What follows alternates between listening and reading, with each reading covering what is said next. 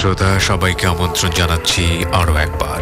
আপনারা শুনছেন ABC radio FM 89.2। আমি আরজি কিবরিয়া এই মুহূর্তে আপনার সঙ্গে রয়েছি এবং ডর হন্টেড বাই প্রাণ মিস্টার ম্যাঙ্গো ক্যান্ডি। প্রিয় শ্রোতা, যদি আপনারা এই অনুষ্ঠানে অংশগ্রহণ করতে চান আমাদেরকে ফোন করবেন। আমাদের ফোন নাম্বারটি হচ্ছে 09613892 আমি আবারও বলছি 09613892 শুরুতেই আমরা আপনাদেরকে কিছু স্টোরি সাথ দিতে চাই। আশা করছি পুরো অনুষ্ঠানে পুরোটা সময় জুড়ে আমাদের সঙ্গে থাকবেন। আমরা কথা না বাড়িয়ে প্রথমেই সুমন এবং লোবানের অন দ্য স্পটে যাওয়ার কিছুটা সাউন্ড বাইট আপনাদেরকে শোনাচ্ছি, তারপর মূল গল্পে প্রবেশ করব।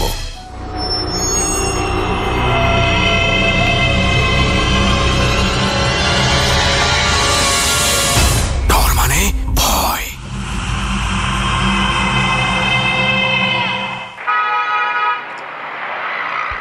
আচ্ছা, সমস্ত কিছু তো মালপত্র ঠিকঠাক মতো উঠে গেছে। আজকে লোবানকে নিয়ে হচ্ছে বড় টেনশন, মানে লোবান খুবই সিক আজকে যথেষ্ট। তারপরও লোবান মানে আমাদের সাথে যাচ্ছে, কারণ লোবানও একটা অপরিহার্য অংশ ডরের। কারণ সেখানে লোবান ছাড়া আমরা মানে বধির হয়ে যাব। যেতেও ইচ্ছা করতেছে কিন্তু শরীরটা খুব একটা সাপোর্ট করতেছে না, বাট আমি যাওয়াটারে আশা করতেছি না, ভালোই লাগবে। লোবানকে আমরা ফু দিয়ে দিয়েছি, আমি একটু ফু দিয়ে দিয়েছি, ফুতে দেখা যাক কাজ হয় কিনা।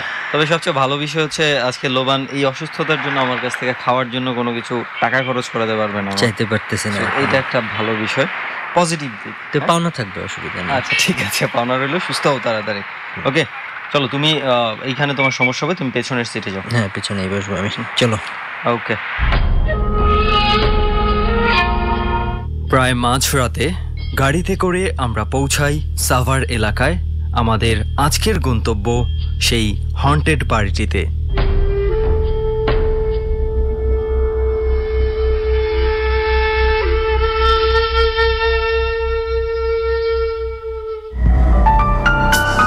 ওকে, এই মুহূর্তে আমরা আছি সেই বাড়িটিতে, যেই বাড়িটির উদ্দেশ্য করে আমরা আজকে সাভারে এসেছি। এই মুহূর্তে আমরা সেই বাড়িতেই রয়েছি এবং বিশেষ করে আমাদের একজন টিম মেম্বার লোবান একটু অসুস্থ, সেই শুরু থেকেই বুঝতে পেরেছেন সবাই। তো সেই জন্য একটু কষ্ট হয়ে গেছে লোবানের জন্য বিশেষ করে বিষয়টা। তারপরে আমরা শেষ পর্যন্ত মোটামুটি সেট আপ তৈরি হয়ে গেছে। আমরা এখনই আমাদের মূল জার্নিটা স্টার্ট করতে চাই। একটু বলে রাখি, সাভার এলাকায় রয়েছে, তবে মূল শহরটাতে আমি বলবো না, যে একটু দূরের দিকে আমরা আছি, কিন্তু জায়গাটার নাম আমাদের একদমই বলা যাবে না। যেই জায়গাটাতে আছে এটা একটা দোতলা বাড়ি এবং পুরনো বলতে পারেন, এবং এটা ভেঙে ফেলা হবে আর কি। এ কারণ হচ্ছে এটাতে সমস্যা হচ্ছে, দ্যাটস ওয়াই ভেঙে নতুন করে তৈরি করা হবে। এবং ভেঙে ফেলার আগে আমরা খোঁজটা পেয়েছি যে এই বাড়িতে কিছু ঝামেলা রয়েছে, সেই জন্য আর কি আমরা চলে এসেছি। তো আজকে আমরা থাকবো এবং কিছু কিছু ঘটনা আমরা জানতে পেরেছি এই বাড়িতে ঘটেছে। আমাদের যে অতিথিরা আছে তাদের ঘটনার শেষে আমরা আজকে এই বাড়িটির ঘটনা আপনাদের সাথে শেয়ার করব। তো আজকে আমরা শুরুতে অতিথিদের কাছে চলে যাই। প্রথমে আপনার পরিচয় দিয়ে আমরা শুরু করছি। শুরুতে একটু আপনার নামটা জেনে নিই, যদিও আমি জানি, আরও একবার আমার পরিচয় দিই। আমি আর যে সুমন আছি এবং আপনার নামটাও একটু জানি। আমার নাম সত্যেন্দ্রনাথ। সত্যেন্দ্রনাথ, ওকে। কোথায় থাকেন আপনি? আমি ঢাকাতে উত্তরাতে থাকি। উত্তরাতে থাকি, আচ্ছা। আমি যতটুকু শুনেছি আমাদের টিমের কাছে যে আপনার বেশ কিছু ঘটনাই আছে। হ্যাঁ, প্রথমে কোনটা তাহলে শুনতে পাচ্ছি? প্রথমে ঘটনাটা ঘটেছে 2011 সালে আর কি। আমরা তখন চট্টগ্রামে এমনি বেড়াতে গিয়েছিলাম, আমি আর আমার এক মামা। আমরা একটা গ্রামের মধ্যে এক লোকের আর কি আশ্রয়ে ছিলাম, 7-8 দিন ছিলাম ওখানে। ওই বাড়িতে আর কি, মানে পাশাপাশি একদম লাগোয়া একটা বাড়ি। ওই বাড়িতে আমাদের সমবয়সী একটা ছেলে ছিল, তার নাম ছিল সাধু। সাধুর সাথে খুব অল্প সময়ে আমাদের খুব ভালো সখ্যতা গড়ে ওঠে। তো এই সাধু একদিন আমাকে বলল, চলো আমরা জব্বরে বলি দেখতে যাব। ভাই আপনারা জানেন যে জব্বরে বলি চট্টগ্রামের বিখ্যাত একটা খেলা হয়। হ্যাঁ, তো এই জন্য বললাম যে ঠিক আছে চলো যাব। তো কখন যাবে বললো দুপুর পরে। তো যাই হোক চলে গেলাম। এখানে যেতে 1 ঘন্টার উপরে সময় লাগে। যাই হোক, যথারীতি খেলা শেষ হয়েছে, সন্ধ্যা পেরিয়ে গেছে। ওই পাশে একটা বাজার ছিল, ওই বাজারে আমরা আসলাম। ওই সাধুর পরিচিত অনেক লোকজন ছিল, তো তাদের সাথে কথা বলতে বলতে ওখানে বেশ অনেক দেরি হয়ে গেল, রাত 9টা পার হয়ে গেল। তো যাই হোক, আমরা ওখান থেকে বের হলাম, কিন্তু গাড়ি পেতে পেতে রাত্রি প্রায় 10টা। আমরা যে বাজারটাতে নামলাম ওটা আপনার চট্টগ্রাম থেকে কক্সবাজারের দিকে যে রাস্তাটা গেছে, ওই রাস্তাতে একটা বাজার, ছোট্ট একটা বাজার। তো ওই জায়গায় নামলাম, নেমে সাধু বলছে যে আমরা যদি মোটামুটি গ্রামের মধ্যে যাওয়ার যে একটা বড় রাস্তা আছে, বলছে আমরা যদি এই রাস্তা দিয়ে যাই তাহলে আমাদের মিনিমাম 3.5 থেকে 4 কিলোমিটার হাঁটতে হবে। আর একটা বিকল্প রাস্তা আছে, এই রাস্তা মানে মেঠো পথ, তাহলে 1 কিলোর একটু বেশি, মানে 1.5 কিলোর মতো হাঁটতে হবে। তো বললাম ঠিক আছে, 4 কিলোর জায়গায় 1.5 কিলো তো অনেক কম রাস্তা। তো আমরা যাচ্ছি, যেতে যেতে আপনার প্রায় মাঝামাঝি রাস্তায় চলে গেছি। মানে রাস্তার পাশে একদম মাঠের মধ্যে আর কি অনেক পুরাতন একটা বট গাছ আছে, আর একটু পূর্ব দিকে একটা তাল গাছ আছে। এই তাল গাছটার মাথা নাই, মাথা ছাড়া তাল গাছ। মাথা ছাড়া তাল গাছ বলতে পাতা বা ডাটা একটা নয়, শুধু তাল গাছটা দাঁড়ায় আছে। ওকে, বুঝতে পারি, অনেকটা মৃত প্রায়। হ্যাঁ, মৃত প্রায়। তো যাই হোক, ওখানকার মানুষের কাছ থেকে শুনেছি যে ওই তাল গাছ ওই অবস্থায় নাকি 30 বছরের উপরে হয়ে গেছে, তাই দাঁড়িয়ে আছে। আচ্ছা, ওইখানে গিয়ে সাধু বলছে যে তোমরা একটু এগো, আমি একটু 1 নাম্বার সেরে আসি। তো বললাম ঠিক আছে। তো আমরা হেঁটে হেঁটে বট গাছটা মাত্র পেরিয়ে গেছি, ঠিক তখনই পিছন থেকে শুনি সাধুর একটু চিৎকারের আওয়াজ। তো আমরা ওখান থেকে আবার দ্রুত ফিরে আসছি, দেখি যে সাধু প্রায় দৌড়ে দৌড়ে যাচ্ছে। তো সাধুকে ধরলাম, সাধু কি হয়েছে? তো সাধু বলছে কে যেন আমাকে মারছে, কে যেন আমাকে পিছন থেকে ডাক দিছে। আমি যখন দাঁড়ায় পিছনে তাকাইছি তখনই আমাকে মারছে। তো বললাম কেমন মারছে? মনে হয় লাঠি দিয়ে বা কোনো কিছু দিয়ে আমাকে পিটছে। তো বললাম আশ্চর্য, এই অল্প সময়ের মধ্যে এমন ঘটনা ঘটে গেল। তো বলতেছে চলো, আর আমরা এখানে দেরি করবো না, আমরা তাড়াতাড়ি যাই। তো আমরা বাড়ির দিকে যাচ্ছি, আমার ওই মামা পিছনে পিছনে আসতেছে, আর আমি সাধুর হাত ধরে সামনে সামনে যাচ্ছি। তো হঠাৎ আমাদের কানের কাছে মনে হয় আপনার 10-12টা ভোমরা, এই ভোমরা একসাথে যেমন ভোঁ ভোঁ করলে যেমন 10-12টা একসাথে করলে যেমন আওয়াজ হয়, মনে হয় আমাদের কানের ভিতরে এরকম 10-12টা করে ভোমরা গেছে, এরকম আওয়াজ করতেছে, এত অস্বস্তিকর। তারপরে যে বাতাসটা বইতে শুরু করলো, কখনো গরম বাতাস মনে হয় আগুন ছিটিয়ে দিচ্ছে, আবার কখনো এমন ঠান্ডা বাতাস যেন বরফ ছিটিয়ে দিচ্ছে। মানে মুহূর্তেই গরম বাতাস, মুহূর্তে, হ্যাঁ, আবার মুহূর্তে, হ্যাঁ, মুহূর্তে আবার ঠান্ডা বাতাস। এই পরিস্থিতিতে সবাই কিন্তু অনেক ভয় পেয়ে গেছি। তো মামা বলতেছে যে জোরে হাঁটো।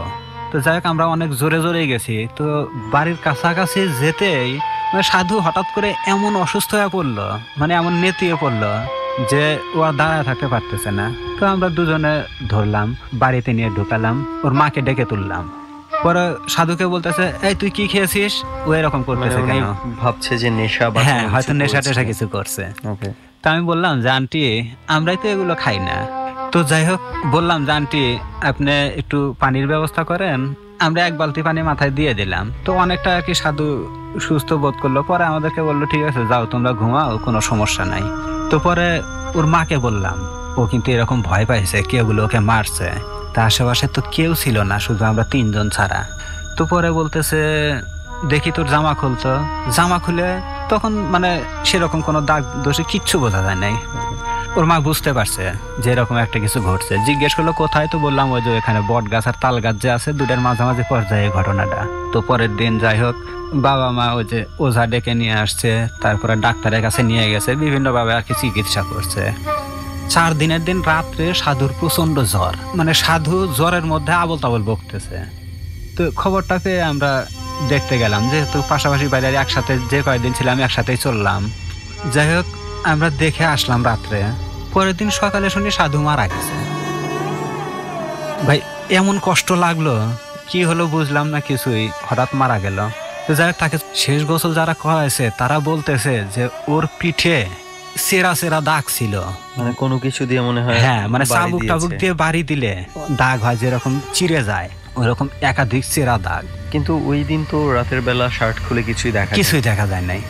ও এর আগে অবশ্য একটা ঘটনা ঘটছে, সেটা হচ্ছে একটা হুজুর আসছিল। এই হুজুরটা আমাদেরকে ডেকে জিজ্ঞেস করলেন কি ঘটনা ঘটেছে একটু বলো তো। তা আমরা ওনার কাছে ডিটেলসটা বললাম।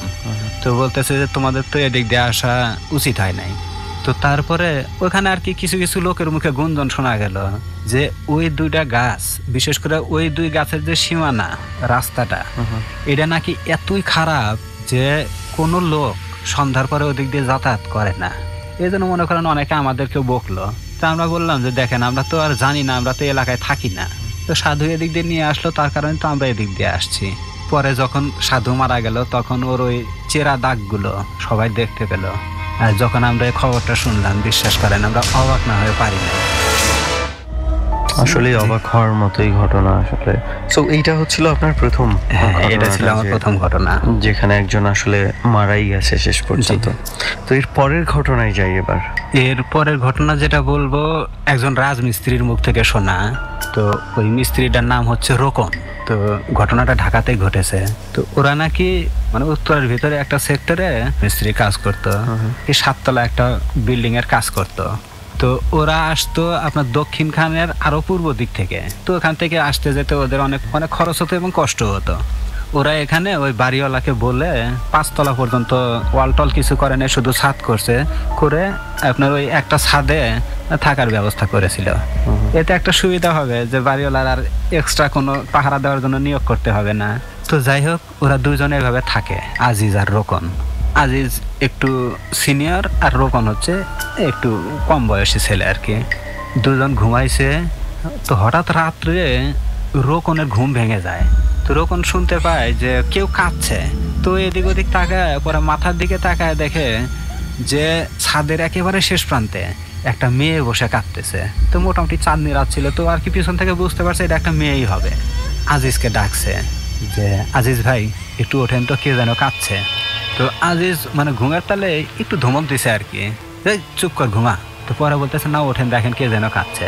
এই বলে রোকন ওদিকে তাকাইছে, তাকায় দেখে সেই মেয়েটা আর নাই, কোথায় যেন চলে গেছে, উধাও হয়ে গেছে। পরের দিন আবার সেম কাহিনী।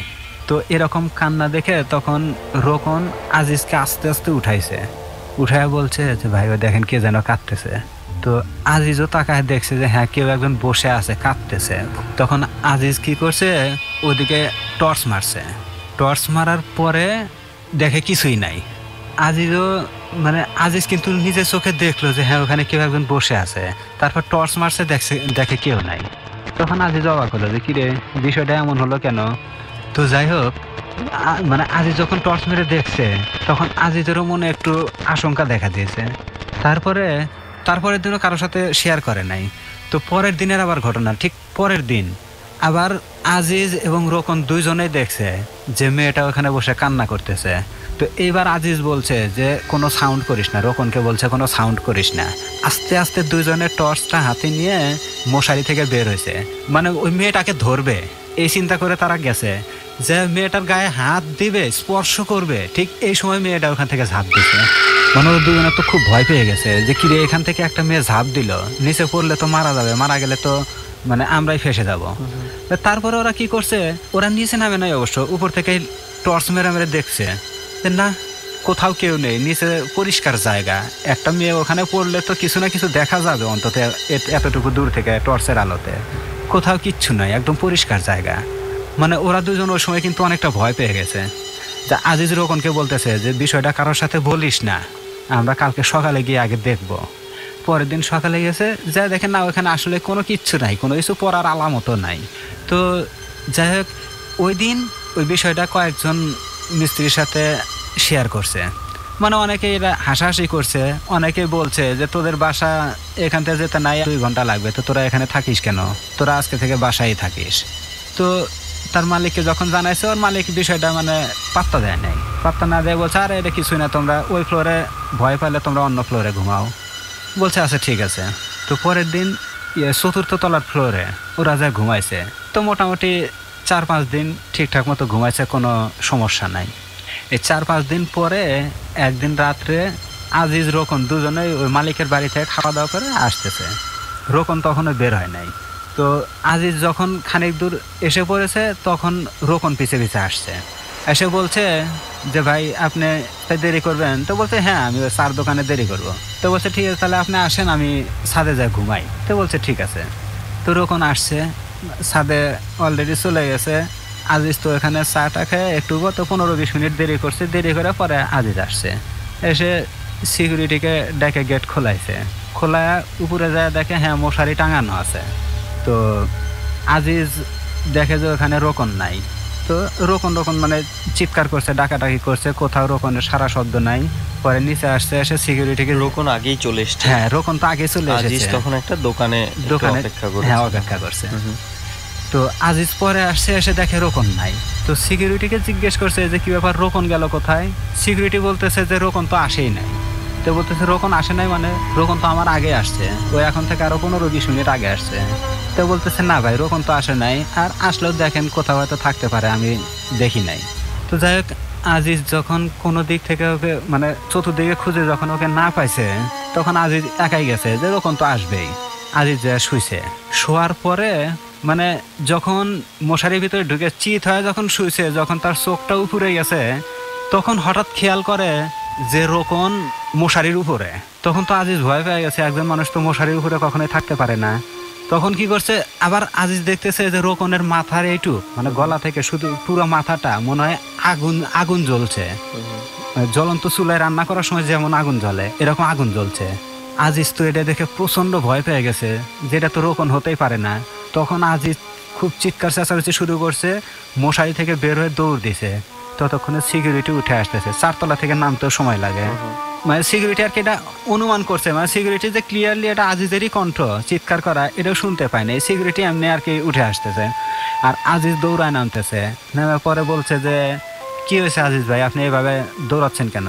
তো বলতেছে ভাই রোকনের মতো কাকে যেন দেখলাম, ওর কি যেন হয়েছে, মনে হইতেছে মাথায় আগুন জ্বলতেছে। তখন সিকিউরিটি বলতেছে বলেন কি, কোথায় দেখি চলেন তো। পরে সিকিউরিটি আসছে, সাথে আসছে, এসে চতুর্দিকে লাইট লুট মেরে দেখে নাই, কেউ নাই, কিচ্ছু নাই। তো পরে বলছে যে বুঝতে পারছি আপনার এখানে ঘুমানোর দরকার নেই। সিকিউরিটি বলছে যে আপনার ঘুমানোর দরকার নাই, আপনি চলেন যায় আমার সাথে ঘুমান। তো রাত্রে আজিজ এসে ঘুমাইছে। মানে রাত্রি মোটামুটি কাটছে, খুব সকাল থেকে মানে ভোরের দিক থেকে আজিজের জ্বর, অনেক জ্বর। তো আজিজ সিকিউরিটি কি করছে, ওদের যে সর্দার আছে, প্রত্যেক রাজমিস্ত্রি যে হেড মিস্ত্রি আছে, হেড মিস্ত্রিকে ফোন করছে। ফোন করলে হেড মিস্ত্রি একটু আগে আসছে, এসে আজিজকে তার বাসায় পাঠিয়ে দিচ্ছে, দক্ষিণখানের ওই পূর্ব দিকে, ওই দিকে। রোকন কই ছিল তাহলে? রোকন বেসিক্যালি রোকন ওই দিন ছিলই না আজিজের সাথে, কিন্তু আজিজ বুঝতে পারে না, আজিজের সেটা মনেও নাই। তখন আজিজ শুধু বলতেছে রোকনই আমার সাথে গেছে, রোকন আমার সাথে খাইছে, রোকনই আসছে। রোকন মানে রোকনের একটা ফোন আসছিল বাড়ি থেকে, রোকন ওদিন চলে গেছে, কিন্তু আজিজ ওটা মানে বুঝতে পারে না, জানেও নাই। আজিজ কিন্তু জানে যে রোকন যে আসলে ওখানে ঘুমাইছে, আর এদিকে রোকন তো মানে ওই দিন ছিলই না। ছিল না বলতে মানে কি হয়েছে, সে বাড়িতে মালিকের বাসায় ভাত খেতে গিয়েছে, তারপর কি হলো? তারপর ওখানে তার মানে ভাত খাওয়া শেষ করে আজিজ যখন বের হয়ে আসছে, তখন রোকনের ফোন আসছে বাড়ি থেকে, যেহেতু 1 ঘন্টার রাস্তা, রোকন বাড়িতে চলে গেছে এবং মালিককে বলেই গেছে। আচ্ছা, কোনো একটা প্রবলেম হয়েছিল তার বাসায়, সেজন্য চলে গেছে। Aziz in the meantime যেটা চায়ের দোকানে গিয়েছিল, হ্যাঁ সে জানে যে রোকন ওই বাসাতেই আছে। হ্যাঁ আজিজ জানে যে রোকন আছে, রোকন আসবে। তো যাই হোক, একটু পরে এসে মানে রোকন তো আজিজকে বলে আসছে যে ভাই আমি যা ঘুমাই। তো বলছে ঠিক আছে। এসে সিকিউরিটি গার্ড গেট খুলে দিছে, আজিজ গেছে উপরে। ওই তো আগের মতোই যেভাবে মানে সমস্ত সে সিম্পটম দেখে মনে হয়েছে যে রোকন আগে এসে শুয়েছে বা ঘুমাইছে বা আশেপাশে। আপনি বলছিলেন যে আজিজ অসুস্থ হয়ে গেছে এই ঘটনার পরে। আজিজ যখন অসুস্থ হয়ে গেল, হেড মিস্ত্রি যখন আজিজকে বাসায় পাঠিয়ে দিল, 2-3 দিন পরে মানে একটু সুস্থ হলেও এসে আবার কাজ করবে। এই অসুস্থ হয়ে যাওয়ার পরে সে আর ফেরে নাই। বাড়িতে যাওয়ার পরে ওই 2-3 দিন অসুস্থ হয়ে থাকার পরে বেচারা মারা গেল। মারাই যায়, একদম মারাই গেছে। আর রোকন আসলে ওই দিন আর ওই বাসাতে যায়নি। এটা আসলে উনি যেটা দেখেছে আসলে এটা রোকনই ছিল না, ওটা রোকন ছিলই না। ওই বাড়িটার কি অবস্থা জানেন কিছু? এখন ওই বাড়িটার অবস্থা এখন আর জানি না, কারণ আমাকে যে রোকন যে কাহিনীটা বলছে, মানে আজিজ যখন মারা গেছে তারপরে রোকন ওখানে কাজ ছেড়ে অন্য আরেকজনের কাজ ধরছে, রোকন আর ওখানে কাজ করে নাই। সো ওই বাড়িটার আসলে লেটেস্ট কি আপডেট আছে এটা আর কিছু জানা যে সম্ভব হয়নি আর কি। আসলে দুটো ঘটনাই আপনার কাছ থেকে আজকে পেলাম, এবং দুটো ঘটনারই মানে পরিণতিটা হয়েছে অনেক মর্মান্তিক রকমের পরিণতি। আসলে এই জিনিসগুলা কখন কি ধরনের ক্ষতি ডেকে আনতে পারে যেটা আমরা আন্দাজও করতে পারি না। অনেক সময় আমরা অনেক কিছু ইগনোর করে ফেলি। জি, আমার মনে হয় এই ধরনের বিষয়গুলোতে কেয়ারফুল থাকাই ভালো। অবশ্যই। ওকে, যাই হোক, অনেক ধন্যবাদ সতেন্দ্রনাথ আপনাকে যে আপনার এই এক্সপেরিয়েন্সগুলো আপনার নিজের এবং অন্য কারো কাছ থেকে শুনেছেন, সেই দুটোই আপনি শেয়ার করেছেন আমাদের সাথে। হ্যাঁ, সুমন ভাই আপনাকে অসংখ্য ধন্যবাদ আমাকে এখানে সুযোগ দেওয়ার জন্য। ডর মানে ভয়, হন্টেড বাই প্রাণ মিস্টার ম্যাঙ্গো ক্যান্ডি। 4 মিনিটের ছোট্ট একটা বিরতি আছে, আমরা একটু তার কাছে যাই, তার সাথে পরিচিত হই। আপনার নাম কি? আমার নাম হচ্ছে মোহাম্মদ সাইফুল ইসলাম শিপলু। থাকেন কোথায়? আমি থাকি নারায়ণগঞ্জ। ওকে, জি। তো শিপলু ভাই, আপনার সাথে এর আগে আমার কথা হয়েছিল ওভার দ্য ফোনে, এবং কিছু ঘটনা আমি আপনার কাছ থেকে শুনেছিলাম। আমার মনে হয়েছে যে ঘটনাগুলো একটু ইন্টারেস্টিং এবং টরের লিসনার যারা রয়েছে তাদের কাছে হয়তো বা ভালো লাগতে পারে। শিপলু ভাই, আমরা সরাসরি ঘটনার দিকে যেতে চাই। প্রথমে কোন ঘটনাটা শেয়ার করবেন?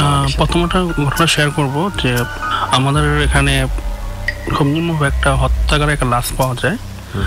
কত বছর আগের ঘটনা? এটা 3-4 বছর আগের। 3-4 বছর আগের ঘটনা। এবং ঘটনাটা আরো একবার স্টার্ট করার আগে আমি একটু বলি যে শিপলু ভাই মনে হচ্ছে যে অনেক নার্ভাস একটু কথা বলার ক্ষেত্রে। আমি বলবো যে কোনো নার্ভাস হওয়ার কিচ্ছু নাই, এটা 2 থেকে 3 বছর আগের ঘটনা। জি, এটা 2 থেকে 3-4 বছর আগের ঘটনা। কোন এলাকায় ঘটেছিল? এটা হচ্ছে আমাদের নারায়ণগঞ্জে কাশীপুরের একটা ঘটনা। জি, আমি বাসায় ঘুমিয়েছিলাম। তো এটা আমাদের কাজের লোক এসে বলতেছে যে ভাইয়া আমাদের বাড়ির সামনে একটা লাশ ফেলে রাখা হয়েছে। কয়টার দিকে তখন? তখন আনুমানিক 6টা। সন্ধ্যা 6টা? না, সকাল 6টা। সকাল 6টা? হ্যাঁ, রাত্রে ফেলে রেখে গেছে কে বা কারা। তো আমি সাথে সাথে জিজ্ঞেস করলাম যে কোন জায়গায়? ভাইয়া যেখানে ময়লা ফালানো হয় আর কি, ওই জায়গাটায়। তো আমি সাথে সাথে ওখানে গেলাম। একটা বস্তাবন্দি লাশ। তো সাংবাদিক আসছে, তো কেউ আর কি ওনার ওই লাশটা আর কি চিন্তা করতে পারতেছেন না যেটা এলাকার কে এটা। তো উনি আবার ওই বস্তাটা খুললো আর কি, খুলে দেখে যে পায়ের 2 পাও কাটা এবং 2 হাত কাটা, এবং গলাটা একদম সম্পূর্ণভাবে ঝুলে আছে, এবং সেটা 1 বিন্দু পরিমাণ ভাইয়া কোনো রক্ত নাই। মানে মাছ যেমন পরিষ্কার করলে যেরকম 1 বিন্দু রক্ত থাকে না, ঠিক সেরকম। কিছুক্ষণের মধ্যে পুলিশ চলে আসে খবর পেয়ে ঘটনাস্থলে। যে লাশ যখন নিয়ে যাবে তখন যে সাক্ষী হিসাবে কয়জনের সিগনেচার প্রয়োজন হয়। আচ্ছা, পুলিশের প্রসিডিউরের মধ্যে এটা আছে, লাশ নিয়ে যাওয়ার সময় উপস্থিত যারা থাকে জি তাদের মধ্য থেকে সিগনেচার নিয়ে। জি। ওকে, আমিও সিগনেচার আমার না হয়, তো আমি যাদের ভাবে চলে যাই। ওদিনই রাত্রে আর কি আমি শুয়েছিলাম। তো রাত্রে যার মৃতদেহ আর কি, তো উনি এসে বলতেছে যে তুমি যে আমার এত বড় ক্ষতিটা কেন করলা? মানে বুঝি নাই, মানে যেই লোকটাকে আপনি মৃত দেখেছেন? জি, সেই লোকটা আমাকে বলছে। আপনি স্বপ্ন দেখছেন না? আমি স্বপ্ন দেখছি যে আমার তুমি এত বড় ক্ষতিটা কেন করলা ওই দিন রাতেই। তো আমি ভাবছি যে হয়তোবা লাল দেখছি, হয়তোবা এটা ঘুমের একটা কি হতে পারে, অথবা মাথার ভিতরে এরকম ঘুরছে। তো তার পরবর্তীতে আমি আর এটা নিয়ে কোনো করিনি। পরের দিন আমি বাসায় ঢুকবো আর কি।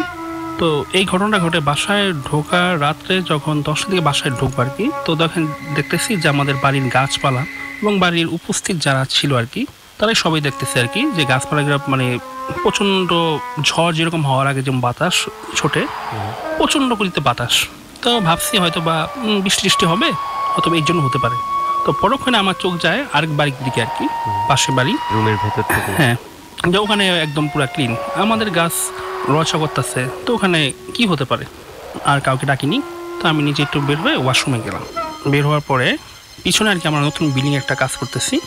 তো আমি মানে চোর ভেবে একজন আর কি দৌড় দিচ্ছে, এরকম একটা শব্দ পেলাম। তো শব্দ পাওয়ার পরে আমাদের পিছের বিল্ডিংয়ে যেহেতু রড টাকা রাখা ছিল, যেগুলো চোর নিয়ে আসলো কিনা। তো যখন ওদিকে তাকাইলাম বিল্ডিংয়ের দিকে, তখন দেখলাম যে একদম দিনের আলোর মতন ফকফকা, একদম পুরো দিন ফ্যাক্টরির দিকে। হ্যাঁ জি, প্রচণ্ড দিনের আলোর মতন।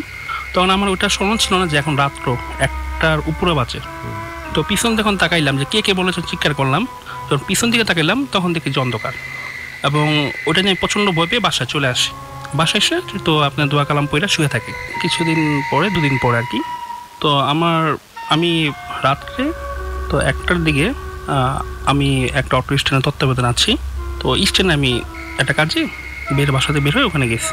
তো ওখানে প্রচণ্ড বৃষ্টির ভিতরে ওখানে একটা পরিত্যক্ত একটা ভবন আছে আর কি, নতুন হইতেছে আর কি। তো ওটার পাশেই একটা অ্যাম্বুলেন্স দাঁড় করানো। তো তো আমি ভাবলাম যে আপনি কোথায় ছিলেন? আমি তখন রাস্তায় ছিলাম, রাস্তার পাশে একটু সাইডে ছিলাম আর কি। মানে বৃষ্টি থেকে বাঁচার জি, জন্য? একটু দোকানে একটু ওই যে অনেকগুলো টং থাকে না, ওই যে সামনে থাকে, ওখানে দাঁড়াচ্ছিলাম। রাত কয়টা বাজবে তখন? তখন 1:30 অথবা এরকম 2:30 সামথিং এরকম সময় হতে পারে। মানুষজন তো তেমন কেউ ছিল না, তখন কেউ ছিল না। আরেকটা ওখানে একটা ভাই একটা কথা বলতে ভুলে গেছে, ওখানে একটা পাগল ছিল আর কি, এবং পাগলটার সাথে আমরা অনেক দুষ্টানি করতাম আর কি। যাই হোক, তো অ্যাম্বুলেন্সের পাশে যে লাশটা পাওয়া গেছে আমাদের বাড়ির সামনে, গলা কাটা লাশটা, ঠিক ওখানে দাঁড়ানো, প্রচণ্ড অন্ধকার। ওদিন পুরো সরাসরি ফেস টু ফেস। ওদিনও আমাকে বলতেছে যে তুমি আমার এত বড় ক্ষতি কেন করলা, বারবার একই কথা। আমি বলতেছি ভাই আমি তোমার তো কোনো ক্ষতি করিনি। মানে কি আপনি কথা বলতে পারছেন? হ্যাঁ, কথা বলতে পারতেছি। আপনার তো ভয় পেয়ে যাওয়ার কথা। আমি তখন হ্যাঁ প্রচন্ড মানে ভয় তো প্রথম পেয়েছে, তখনই আমি আবার পরে বলতেছি যে না, ভয় পেলে চলবে না, নাহলে আমার যে কোনো ক্ষতি হতে পারে। আর সামনে আমি ভয়টা এগানো পাই নাই, তখন আমার পিছনে এই পাগলটা ছিল, তো ও আবার ওই পাগলটা ওখানে শুয়েছিল। আর যদি ও না থাকতো আমি প্রচন্ড ভয় পেতাম। পরে ওই যে অ্যাম্বুলেন্সের যে ড্রাইভার ছিল, যার রিলেটিভ ছিল, তারা এসে অ্যাম্বুলেন্সের সাথে চলে গেল। তো ওই লাশটা যেটা ওই লাশটা ভ্যানিশ, কথা বলার পরে ও ভ্যানিশ, ওকে আমি দেখতে পাই না। তো এটা আমি নিজের ভয়টাকে কন্ট্রোল করার জন্য মানে দোয়া কারণ পরে আমি আর কোনো কিছু নিজে ভয় পাচ্ছি না এরকম একটা সাহস দেখাচ্ছি। মানুষের কাজ শেষ না করে আবার চলে আসলাম বাড়িতে এসে। তো আপনার দোয়া কালাম পরে ঘুমায় পড়লাম। শুধু স্বপ্নে আমাকে ও একটা কথা বলতেছে যে তুমি আমার এত বড় ক্ষতি কেন করলা। তো আমি এটা কোনো ব্যাখ্যা পাচ্ছিলাম না যে আসলে আমি কি ক্ষতি করেছি। তো 2-3 দিন পরে রাত্রে বাসায় এসে খাওয়া দাওয়া করে শরীরে ঘুম আসতেছিল না। তো এই টাইমেই আপনার হেলান দিয়ে বিছানা সাথে তখন দেখি যে ওই ছেলেটা যার গলাকাটা লাশ পাওয়া গেছিল, তো ও আমার সামনে দাঁড়ানো। আপনি কি তখনও জেগে? তখন আমি জেগে। আচ্ছা, তখন আমার হবে রাত আনুমানিক 3টা হবে। তো আমি চিন্তা করলাম যে যদি চিৎকার এখানে যদি কোনো কিছু হয়, আমি চিৎকার দিলে বাড়ি আসার সময় শুনতে পাবে। মানে একটা সাহস একটাই আসলো। ডাইরেক্ট আমি সরাসরি জিজ্ঞেস করতেছে তুমি আমার এত বড় ক্ষতি কেন করলাম, আমি তোমার কি ক্ষতি করেছি। তা আমি ওকে জিজ্ঞেস করলাম যে ভাই আমি তো তোমার কোনো ক্ষতি করি নাই। আমার বডি যে আমার যে বাকি অংশগুলা তোমরা না পাইয়া যেগুলা পুলিশের কাছে যখন সিগনেচার করে দিয়ে দিচ্ছ সব দেখছিলা। তো আমি বললাম যে ভাই আমি তো কিছু জানি না, পুলিশ এসে যে ইমো জিজ্ঞেস করলো, তো আমাদের বলছে যে আপনারা লাশ নিয়ে যাবো, সাক্ষী হিসাবে আপনার সিগনেচার করে দেন। কিছুদিন পরে তো এর মধ্যেই ভাইয়া যে একটা মেয়ে 6 মাসের হবে আর কি, 6-7 মাস। তো এসব বাচ্চারা তো কথা বলার কোনো প্রশ্ন ওঠে না। তখন ওই মেয়েটা আমি দেখতেছি যে ঠিক আমার পাশে বসা এবং চেতে বলতেছে যে হঠাৎ করে একটি বাচ্চা হঠাৎ করে বলতেছে যে ও তো তোমার ক্ষতি করা নেই। তো বাচ্চা মানুষের কথা তো ভাই সবাই শোনে। তো এই কথা বলার পরে আর দেখি যে কোনো কিছুই নেই, কেউ নেই। তো আমি ওই রাতটা ঘুম আসে নেই। তো সকাল হলো, সকালে আমি আমার মার সাথে শেয়ার করলাম যে মা এই ব্যাপার। তো মা বলতেছে যে ভয় পাওয়ার কোনো কারণ নাই। তো আমি পরে জিজ্ঞেস করলাম যে মা ওই মেয়েটা কে হতে পারে। তো মা আমাকে বলতেছে যে বাবা আমরা যখন এটা করি, তো মা আপুর মুখ থেকে শুনেছিলাম যে তোমার 5-6 মাসের একটা ফুপি ছিল, তো ফুপি মারা গেছে। তো আগের তো দিনের অবস্থা এরকম ছিল না, তো ওখানেই আমি যে রুমটা থাকি ওই রুমটা ওকে মাটি দেওয়া হয়েছিল। ওকে, ওনাকে যে কবর দেওয়া হয়েছিল ঠিক ওইটার উপরেই আপনার রুমটা? জি জি। এবং ওই কবর এবং আপনার ফুপি যে মারা যায় তার বয়স এমন 6-7 মাস বা 5 মাস ছিল পরে এরকমই। তো শাহ বলেছে যে ভয় পেও না। তো কিছুদিন পরে আর কি শুনতে পাই যে লাশটার গলা কাটা পাওয়া গেছিল, ওর বাকি অংশ হাত এবং হাত পা যেটা কাটা ছিল আর কি, তো সেটা আরেক এলাকায় রাস্তার পাশে পাওয়া গেছিল। তার মানে আসলে এটার লজিক কি দিব আমি বুঝতে পারছি না। অনেকটা মানে যারা শুনছে তাদের কাছে অনেকটা হয়তো অবিশ্বাস্য রকম মনে হতে পারে। ইনফ্যাক্ট আমার কাছেও মনে হচ্ছিল যে অবিশ্বাস্য রকম। কিন্তু এই ধরনের ঘটনাগুলো না আসলে আমরা কোনো কিছু লজিক দিয়ে আমরা আসলে মিলাতে পারি না। এবং এই ঘটনাগুলো ইললজিক্যাল ঘটনাগুলো আসলে যখন বাস্তবিক অর্থে আপনার জীবনে ঘটে যায়, তখনই এই ঘটনাগুলোকে আমাদের কাছে মনে হয় যে ভৌতিক কোনো ঘটনা। জি ভাইয়া। এবং যেই লাশটা আপনাকে যেটা বলছিল যে আসলে তার পুরো বডি আসলে পাওয়া যায়নি, জি, এবং আলটিমেটলি কিন্তু সেটাই হয়েছে যে তার বডি পার্ট আসলেই পাওয়া গেছে। এরপরে তো আর আপনি লাশের কি আর দেখা পেয়েছেন, আর দেখা দিয়েছেন? না, লাশটা আমাকে আর পরবর্তী কোনো দেখাই দেয় নাই, তো আর কোনো করেনি। আসলে আমি ভৌতিক অংশটুকু বাদও যদি দেই, আমি লাশের যে বর্ণনা শুনেছি, আই থিঙ্ক লাশের বর্ণনা শুনেও গা শিউরে ওঠার মতো আর কি লাশটার যে বর্ণনা আমি পেয়েছি। এর পরের ঘটনায় যাই। আমি জানি যে এরপরে আরও একটা ঘটনা আছে আপনার শেয়ার করার মতো। আমার দ্বিতীয় ঘটনা হচ্ছে নানা শ্বশুরের মুখ থেকে শোনা। তো ওনার শ্বশুরবাড়ি হচ্ছে বরিশালে ধর্মশালা একটা এলাকায়। তো ওখানে আর কি অনেক গুচ্ছগ্রাম থাকে। তো গুচ্ছগ্রামে ওনার এক রিলেটিভ, তো উনি মারা যায়। এটা কত বছর আগের ঘটনা? এটা আজ থেকে 8 থেকে 9 বছর আগে। তো উনি তো সংবাদটা তো গ্রামে তো এত সহজে পৌঁছায় না। তো শোনার পরও তো যেতে সময় লাগবে। তো যাই হোক, তো ওনারা যে গুচ্ছ যে গ্রাম, তো যারা পাশের যে বাড়ি, তো ওনারা আসতেও কমসে কম 4-5 মিনিট হাঁটতে সময় লাগে, আসতে সময় লাগে। তো উনি রাত্রে মারা গেছে। তো ওনারা এসে আবার যার মতন চলে গেছে। তো ওখানে মানে বাড়িটার বর্ণনাটা আমি করি। বাড়িটা হচ্ছে আপনার একটা বড় দিঘি আছে, এবং দিঘির পাশে আপনার যেমন ধান ক্ষেত এরকম থাকে। তো আর আপনার বর্ষাকাল নৌকার ব্যবহার হয়। আর বাড়িটার অবস্থা এরকম ছিল, আর গাছ অনেক পুরনো গাছ, এবং রৌদ্র আসার মতন কোনো স্কোপ নাই। তো ওখানে অনেক পুরনো গাছ ছিল আর কি। তো ওনার যে মারা যায়, ওখানে বাইরে রেখে উঠান রেখে চারিদিকে রড গেড়ে আপনার হারিকেন, চারিদিকে 4টা হারিকেন দিয়ে দিস। এবং ওনাদের একটা পতন্ত ছিল যে গ্রামে যেহেতু মানুষ মারা গেলে ওনাদের মানে মন মানসিকতা একটু আগের ধরনের। তো উনি এবং চারিদিকে কয়েকটা গরু ছাগল বেঁধে রাখছে। আচ্ছা, যে এটা ওনারা বিশ্বাস করে যে এগুলো থাকলে কোনো খারাপ জিনিস বাসায় ঢুকতে পারবে না। ওকে। তো আপনার রাত্রের 1টা-2টা বাজবে আর কি, বাড়ির গেট থেকে একজন সাম দিয়ে বলতেছে, আমি কি বাসার ভিতরে আসতে পারি? তো একটা লোক সাধারণত গেট যে বাড়ির যে মানে দেয়ালটা থাকে, সাধারণত যে বেড়াটা থাকে, বেড়াটা কমসে কম তো 6 থেকে 7 ফিট হাইট হয়। তো এবং গেটটা কিন্তু সেম, কিন্তু একটা লোক কিন্তু 7-8 ফুট হতে পারে না, কোনোদিন হতে পারে না। তো যারা ছিল ওনারা ব্যাপারটা বুঝতে পেরেছে যে এটা তার কিছু না, এটা আপনার যদি ভিতরে ঢুকতে পারে তাহলে আমাদের মানে বংশরা নির্বংশ হয়ে যাবে। সেই লোকটা গেটের বাইরে থেকে গেটের উপর দিয়ে তার মাথা দেখা যাচ্ছে, সেখান দিয়ে সে বলছে আসার জন্য অনুমতি চাচ্ছে। ওকে। তো তখন যখন ও আসার আগেই একটা কথা বলতে ভুলে গেছি ভাইয়া, মানে বাড়িটার ভিতরে আর কি যে গাছপালা, প্রচন্ড বাতাস এবং প্রচন্ড আর কি ঝিলঝিল শব্দ হচ্ছে আর কি, ঝিলঝিল শব্দ এবং একটা মানে কুকুরের ডাক, একটা অ্যাবনর্মাল পরিস্থিতি তৈরি হয়েছিল, অ্যাবনর্মাল পরিস্থিতি হয়েছিল আর কি। তো ওনার ব্যাপারটা বুঝতে পেরে ওনার সাথে সাথে মানে আল্লাহ রসুলের নাম নিয়ে ওই মাটি ছিল মানে ওদিকে ফিকা মারতেছে, ওই লোকটার দিকে ফিকা মারতেছে। ওই লোকটার মানে রোকতে পারে শুধু যাওয়ার সময় একটা কথা বলে গেল যে যদি আজকে আমি আসতে পারতাম তো ওকে তো নিতামই, তো ওদের সবাইকে নিয়ে যেতাম। আচ্ছা, এরপরে ওরা বের হয়নি, বের হয়ে দেখার চেষ্টা করে? না, বের হয়ে দেখার চেষ্টা করে। আমি জানি না এটা কতটুকু আমার লিসনারদের কাছে রিলায়েবল মনে হবে, কিন্তু আমি বলবো যে আসলে এই ধরনের ঘটনাগুলো আসলে এরকমই হয়, যেগুলোর আমরা আসলে যোগসূত্র খুঁজে পাই না। এবং এটা কিন্তু আমরা জানি যে মানে লাশের প্রতি বিভিন্ন বাজে জিনিসের একটা অন্য রকমের অ্যাট্রাকশন থাকে লাশের প্রতি, এবং যেটা আমরা লাশ আনা নেওয়া করার সময় অনেকের কাছেই পর্যন্ত অনেক ঘটনা শুনেছি এবং অনেকেরই হয়তো বা এক্সপেরিয়েন্সও হয়েছে যে এটা কিন্তু ঘটে থাকে। আসলে ভাইয়া মানে বাস্তবিক অর্থে নিজের সাথে না ঘটলে এটা আসলে বোঝা যায় না।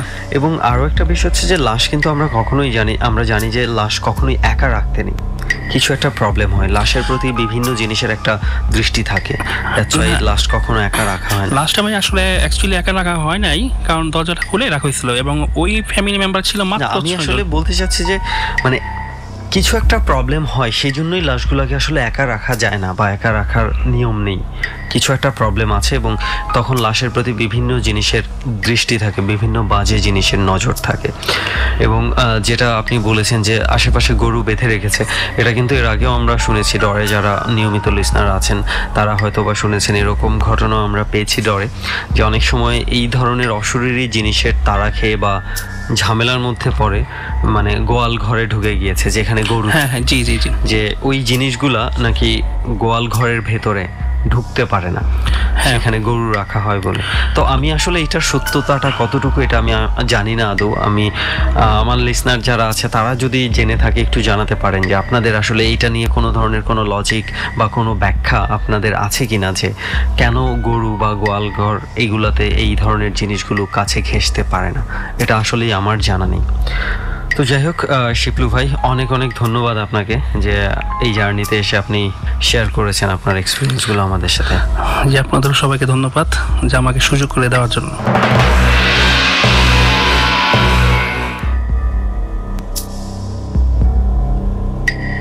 দুজনের ঘটনাই আমরা শুনে ফেলেছি আজকে এবং প্রায় শেষ দিকেও চলে এসেছি। সো এই দুইজনের ঘটনা নিয়ে আমি আর বিশ্লেষণে যেতে চাই না, বিশ্লেষণের দায়িত্ব পুরোটাই আপনাদের উপর ছেড়ে দিচ্ছি। এবার আমি চলে আসতে চাই আজকের এই বাড়িটিতে কেন আসছি সেই ঘটনা। আসলে আজকে যেই বাড়িটিতে আসছি এটা দোতলা একটা বাড়ির, দোতলা বলা যাবে না, একতলাই বলা যায় এবং অনেকটা ইনকমপ্লিট একটা বাড়ি এবং একটু পুরনো হয়ে গেছে এবং পুরনো থাকার পেছনে একটা যথেষ্ট কারণ রয়েছে। ওরা যখন বাড়িটা তৈরি করে পরবর্তীতে একটা সময় পরে আর এটাকে মেরামতের কাজ করা হয়নি বা কমপ্লিট করা হয়নি সেটাও বলতে পারেন। কারণ হচ্ছে এই বাড়িটা যেই জায়গাতে তৈরি হয়েছে এটার ঠিক আমরা যেখানে আছি এখান থেকে উত্তর দিকে একটা পিলার পড়েছে, মানে একটা কর্নার পড়েছে এই বাসার, এই দিকে কোনো একটা প্রবলেম রয়েছে এবং এই বাড়িটা তৈরি হওয়ার পর থেকে তাদেরকে স্বপ্ন দেখানো হচ্ছে যে ওই জায়গাটাতে কোনো কিছু একটা আবদ্ধ হয়ে গেছে এবং এই জায়গাটা ছেড়ে দেওয়ার জন্য এই জায়গাটাতে সমস্যা হবে। এবং এই তারা ডিনাই করতে করতে এতদিন এসছে এবং এমনও হয়েছে যে তাদের অনেক ফ্যামিলি মেম্বার নাকি অসুস্থ হয়ে গেছে এবং যেটার জন্য দায়ী করে যে এই বাড়িটার ওই অংশটা দায়ী, বা যে কোনো জিনিস তাদেরকে স্বপ্ন দেখাচ্ছে যেই জিনিসটা বা যেই জিনিসগুলো তাদেরকে নিষেধ করছে যে ওখানে তোমরা থেকো না, এটা ছেড়ে দাও, এটার প্রভাবে হচ্ছে বলে। এবং এই ফ্যামিলিটা আরও একটা যেটা দাবি করে যে তাদের মানে আর্থিক স্ট্যাটাসটা আগে যেই রকম ছিল আস্তে আস্তে সেটাও নাকি অনেকটা পড়ে যাচ্ছে এবং সমস্ত কিছুর পেছনে ওরা শেষ পর্যন্ত এই বাড়িটাকে দায়ী করেছে এবং এই জন্য ওরা সিদ্ধান্ত নিয়েছে যে এই বাড়িটা ভেঙে তারা আরেকটা বাড়ি তৈরি করবে এবং সেটা ওই কর্নারের জায়গাটা ছেড়ে বেশ কিছুটা পিছিয়ে আসবে, দক্ষিণ দিকে পিছিয়ে আসবে, তাহলে তাদের ওই কর্নারের জায়গাটা ফাঁকা হয়ে যাবে এবং তারা হয়তো বা ভালোভাবে থাকতে পারবে এরকমটাই তারা বিশ্বাস করে। কারণ তারা যেই কজন হুজুরকে দেখিয়েছে তারা নাকি সেই মতামতটাই দিয়েছে এবং বলেছে যে আপনাদেরকে এই অংশটুকু ছেড়ে দেওয়াই ভালো হবে। তবে যতটুকু ধারণা করা যাচ্ছে হুজুরদের কথা অনুযায়ী যে এটা জিনদের বলি বা ভালো জিনদের বলি বা খারাপ জিন যেটাই বলি না কেন, তাদের যাতায়াতের একটা অংশ ওই জায়গাটাতে পড়েছে এবং বিশেষ করে এটা খারাপ জিনরা ইউজ করে থাকে এবং দ্যাটস ওয়াই তাদের পুরো ফ্যামিলির উপর বিভিন্নভাবে টর্চার করা হচ্ছে। আর এই জন্যই তারা এই বাড়িটা ভেঙে নতুন একটা বাড়ি এই জায়গাটা ছেড়ে তৈরি করার সিদ্ধান্ত নিয়েছে। তো যাই হোক, এই হচ্ছে আর কি আজকের ঘটনা এবং আমাদের মনে হয়েছে যে একটু ইন্টারেস্টিং আমরা ডরের লিসনারদের সাথে শেয়ার করতে চাই, তো সেই জন্য আর কি চলে আসা পুরো টিমকে নিয়ে। তো আজকের জন্য এই হন্টেড প্লেস থেকে বিদায় নিব। একটু পর নিশ্চয়ই অনেকে সেহরি খেতে চলে যাবেন এবং রাতও আস্তে আস্তে বাড়ছে, যদিও যখন আপনারা শুনতে পাবেন তখন হয়তো বা মাঝামাঝি রাত থাকবে। যাই হোক, আজকের হন্টেড প্লেস থেকে আমি সুমন, সেই সাথে লোবান এবং আজকের অতিথিরা বিদায় নিচ্ছি। তবে আপনারা থাকুন, কিছুক্ষণের মধ্যেই রেজা ভাই এবং আর যে কিবরিয়া স্টুডিও থেকে আপনাদের সাথে ট্যারোট কার্ড সেগমেন্টে যোগ দেবে। তো আজকের মতো আমরা উঠছি, সামনের বৃহস্পতিবার কোনো একটা হন্টেড প্লেস থেকে আবারও যোগ দিব আমি সুমন, সেই সাথে পুরো টিম। সবাইকে আমন্ত্রণ আরও একটি স্পেশাল রাত আমাদের জন্য এবং যারা মুসলিম ধর্মাবলম্বী আছেন তাদের জন্য তো প্রতিটি রাতই খুব স্পেশাল রমজানের রাত। আমি আরজি কিবরিয়া এই মুহূর্তে আপনার সঙ্গে রয়েছি এবং ডরের স্পেশাল সেগমেন্ট শুরু হয়ে গেছে। শুধু আমি না, আমার সঙ্গে যিনি রয়েছেন তিনি হচ্ছেন আপনাদের সবার প্রিয় রেজা ভাই। আমরা অনুষ্ঠানের শুরুতেই একটা ভিডিও ক্লিপ আমরা আমাদের যে পেজটি আছে, আসলে শুরুতে না, এই ঘটনার পরে পোস্ট করব আর কি, এই ঘটনার পরে পোস্ট করব, তারপরে পোস্ট। আচ্ছা ঠিক আছে, পরে পোস্ট করব এবং কিন্তু ভিডিওটা এখন হচ্ছে। আপনারা পেজে চলে আসতে পারেন, আমাদের পেজের ঠিকানা হচ্ছে www.facebook.com/dorteam DAARTEAM, দ্যাট ইজ ডরটিম। পেজটি আছে ডর নামে। ওকে, আমরা গেস্টদেরকে নিয়ে কথা বলবো এবং গেস্টদের একটু পরিচয় করিয়ে দিতে চাই। বেসিক্যালি কেসটা হচ্ছে আপনার স্ত্রীর, কিন্তু আপনার পরিচয়টা আমরা একটু নিব। আপনি প্রথম আপনার নামটা বলেন। আমার নাম মোহাম্মদ আলী আক্কাস, আমি সোনারগাঁও থেকে আসছি। প্রবলেমটা তো আপনার ওয়াইফেরই? জি, ওয়াইফের। আচ্ছা, ভালো আছেন আপনি? হ্যাঁ, ভালো। আচ্ছা, আপনার মেয়েকে একটু দেখিয়ে দিই। হ্যাঁ, আপনার পরিচয়টা দিতে পারেন চাইলে একটু। আমি আফসানা মিমি, পড়াশোনা করছি বিবিএ প্রোগ্রামে, আচ্ছা, তো মিমি আপনি কিভাবে আমাদের এই অনুষ্ঠানে আসলেন, একটু প্রসেসটা একটু যদি বলতেন। ভাই আমি রেগুলার আপনাদের এই ডটটা শুনি, আমার ভালো লাগে, আমি শুনি। তো শোনার পরে আমার মনে হলো যে আমার মাকে নিয়ে আসা উচিত। কিন্তু আপনি প্রসেসটা কিভাবে আসলেন এখানে? আপনাকে প্রথমে ডট টিমের যে নাম্বারটা দেওয়া আছে যে টেক্সট করা যায়, হ্যাঁ পেজে, তো ওই নাম্বার থেকে আমি মানে টেক্সট করি, তারপর আমাকে আসতে বলা হয়। ওকে, আচ্ছা, কেসটা প্রথমে কে শুরু করবে, আপনার বাবা নাকি আপনি? যেহেতু আপনি শুরু করবেন, বলুন। আমার টেস্ট হলো কি 23-24 এক বছর পরে আমার মেয়েটা গর্ভে আসে। 23-24 বছর সংসার জীবন। জি। আচ্ছা, আমি একটা প্রশ্ন করি, আপনি কি মিডল ইস্টে ছিলেন? জি, মিডল ইস্ট মানে মধ্যপ্রাচ্যে ছিলেন? জি, সৌদি আরবে ছিলেন না? গল্পটা আমাদেরকে একটু বলেন, একটু গল্পটা কি, মানে কি প্রবলেমটা একটু বলেন। এক বছর পরেই বাচ্চাটা গর্ভে আসে, তখন থেকে হঠাৎ করে সে একদিন রাত্রে 9টা-10টার দিক দিয়ে খুব আওয়াজে একটা নায়াতে রসুল বলতেছে, খুব করুণ সুর দিয়া। তখন হঠাৎ বললাম যে মানুষ কথা এত বলে না, সে নায়াতে রসুল কিভাবে বলে? তখন আমার আব্বা আম্মা তখন আসলো, আসার পরে বলে জানিতে তো পরিয়ে ধরছে। তাৎক্ষণিকভাবে একটা গ্রামের যে আছে ওই ঝাড়ফুঁকা করে নিয়ে আসলাম। ওনা আসলো পরে ঠিক ওই কি জানি বলার পরে ঠিক আছে আমরা যাইতেছি গা, আর বাড়ির পাশে ধরছি, হ্যাঁ যাইতেছি গা, গেল গা, এই শুরু হইলো। মানে কথা বললো যে আমরা বাড়ির পাশ থেকে ধরে ধরেছি। মেয়েটা যখন গর্বে তখন ছিল রমজান মাস, সে কিছুই খাইতো না 1 মাস, হ্যাঁ শুকাইতে শুকাইতে একদম আঙ্গুলের মতো হয়ে গেছিল। আর ওই খাড়িয়ে করতে গিয়ে মাথাটা উপর দিকে খালি কানতো, হ্যাঁ আর ঘুরতো। তো যথেষ্ট আমি চিকিৎসা করছি যে মাওলানাদের সাথে, এবং যেখানে বলছে ওইখানে গেছি, কিছুতেই সারাইতে পারি নাই। তারপর আমারে বললো একজনে, এখন আপনার রিসেন্টলি কি সমস্যা হচ্ছে? রিসেন্টলি প্রবলেম, আমার সমস্যা হচ্ছে ওই সমস্যা থেকে আমি বহু জায়গায় গেছি, কন্ট্রোল করতে পারি। কেউ বলে যে এরা বদজিন, হ্যাঁ আপনার সংসারের মধ্যে এই জাদুঘর। কত বছর যাবত? 24 বছর যাবত এই সমস্যা চলতেছে? এই সমস্যা চলছে। যে যেখানে বলে। আপনার মেয়ের কাছে একটু আমি যেতে চাই, আপনি আমাকে একটু বলেন তো আপনি কি দেখেছেন বা কি জানেন? জি ভাই, আমি মানে রিসেন্টলি যে ঘটনাটা ঘটছে, মানে আপনাদের প্রোগ্রাম শোনার পর যখন ডাব্বি 4 মুভিটা দেখার জন্য, তো হ্যাঁ, তো ওইটা আমি দেখি, সাথে আমার ছোট ভাই ছিল। তো আমরা দুইজন মানে দেখতেছিলাম দিনের বেলাতেই। তো একটা পার্ট থাকে না যে ওই যে পুফুরি করে, যে ওইটা টয়লেট থেকে অনেক কিছু বের করে আনা হয়। তো ওইখানে যখন আসে মানে, তো আমার মা হঠাৎ ফোনে কথা বলতেছিল মনে হয় মামার সাথে, কথা বলতে বলতে মা আমার রুমে আসে, মানে কথা শেষে বসে, চেয়ারে বসে। তো বসার পর মানে আমাকে বলে যে আচ্ছা এই ছবি, তারও আগে আমি বলছি যে এই ছবিটা দেখবো আর কি, মাকে জানানো হয়েছে। তো পরে আমাকে বলে যে এটা কে নামাইছে? পরে আমি বলি যে আমি নামাইছি। তো ভালোই দেখতেছি। তো হঠাৎ যখন ওই যে টয়লেট থেকে অনেক কিছু বের করে আনা হয়, তো ওই মোমেন্টেই বলে যে মা মানে আক্রমণাত্মক ভাবে মানে আমার দিকে ছুটে আসে, চেয়ারে তো বসা ছিল, এক পর্যায়ে আমার হাত ধরে ফেলে যে এখন তোরে কামড়াবো, মানে এরকম ভাবে হ্যাঁ বলতে থাকে। আর তখন মানে চোখ অনেক বড় বড় হয়ে যায়। তারপরে আপনি ফার্স্ট টাইম দেখেছেন নাকি আগে এরকম অন্য কোনো প্রবলেম ছিল? মানে আব্বার কাছ থেকে শোনা বা যেরকম। আপনি নিজে কখনো দেখেন না? না ওরকম ভাবে কখনো দেখেন। আন্টি আপনি একটু বলেন তো, মানে কি সমস্যা হয় আপনার ট্রেনে? ওরা যেটা বলতেছে সেগুলো আমার কানে এসে ফিস ফিস করে কথা বলে। কি বলে আপনাকে? বলে কামড়ামু, আবার ওরা যদি দুষ্টামি করে এখন দুইটা পিডান দিমু, এখন কিছু করমু। আচ্ছা, এটা আপনার কানে কানে বলে? কানে কানে এসে বলে। আচ্ছা, এরপরে আবার শরীর ঝাঁকি দিয়ে ওঠে। আচ্ছা আচ্ছা, এই কথা বললে শরীর ঝাঁকি দিয়ে ওঠে। আর হঠাৎ করে মাথা ধরে যাইবো, শুধু শুধু বিল্লাপ করে খালি চিৎকার কান্না আসে, খালি কান্না আসে। এটা কি আপনার ভেতর থেকে আসে? ভিতর থেকে আসে। এটা কি উনি করে এরকম চিৎকার কান্নাকাটি কি করে? হ্যাঁ বহুত করছে। হ্যাঁ কান্নাকাটি আসে কোনো কারণ ছাড়া এরকম। আর একটু আগে মানে এর সাথে যদি কথা একটু ব্যক্তিক্রম হয়, হ্যাঁ যে বললো যে চলো আজকে এখানে বেড়াতে যাবো, ওর মন মতন হলে যাবো না, এই যে বলছে এর মাধ্যমে করে মানে গড়টা তোলপার করে তুলে আসে, তখন ভয়ে আর ওই যে সমস্ত ভাষা বলে মাঝে মাঝে ওই ভাষা শুনলই তখন দরজা জানালা সব লাগাইলাই, কারণ যদি মানুষ শুনতে পায় অশ্লীল ভাষা, মানে অশ্লীল ভাষা বলে খুব। এটা কি আপনি বুঝেন? পরবর্তী বলে যেটা মনে করেন যে পৃথিবীর কোনো শব্দ না, আজগুবি কোনো শব্দ বলে। হ্যাঁ বলে বহুত। এরকম কিছু ওয়ার্ড আপনি বলেন তো যেগুলো বলে উনি আজগুবি। তো অনেক মনে নাই।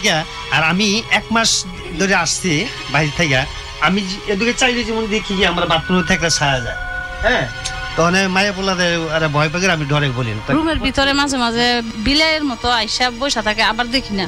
আচ্ছা, 1 সপ্তাহ বা 15 দিন নামাজ ঠিক মতো পড়ি, নামাজ পড়তে গেলে ভুলে যাই, আবার সাজদাত গেলে ভুলে যায়, নামাজ পড়তে দেয় না, সাজদায় গেলে আর উঠতে পারতো না। কিন্তু আমি সব কিছু পারি, সব জানি।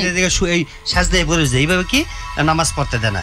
রাজা ভাইয়ের যে অনুষ্ঠান আমার মেয়ে দেখাইলো, এই যে এমন গালাগালি শুরু করছে, রাজা কি করব সব নোট করে রাখছি, কি করব দেখমু।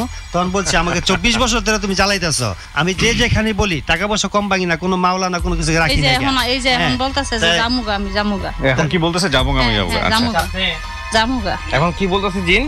চলে যাবে। হ্যাঁ বলে কি দেখি না, চোখে দেখি না। আচ্ছা আমি একটু বলি, যেদিন আমার মেয়ে মেসেজটা পাঠাইলো না দেখা করার জন্য, খালি বলছে আব্বা মেসেজটা আইছে, চোখগুলি কেমন করছে, এমন একটা করছে, বলছে একটা গালি দিয়ে বলল যে এখন তোদেরকে দেখাই দিব।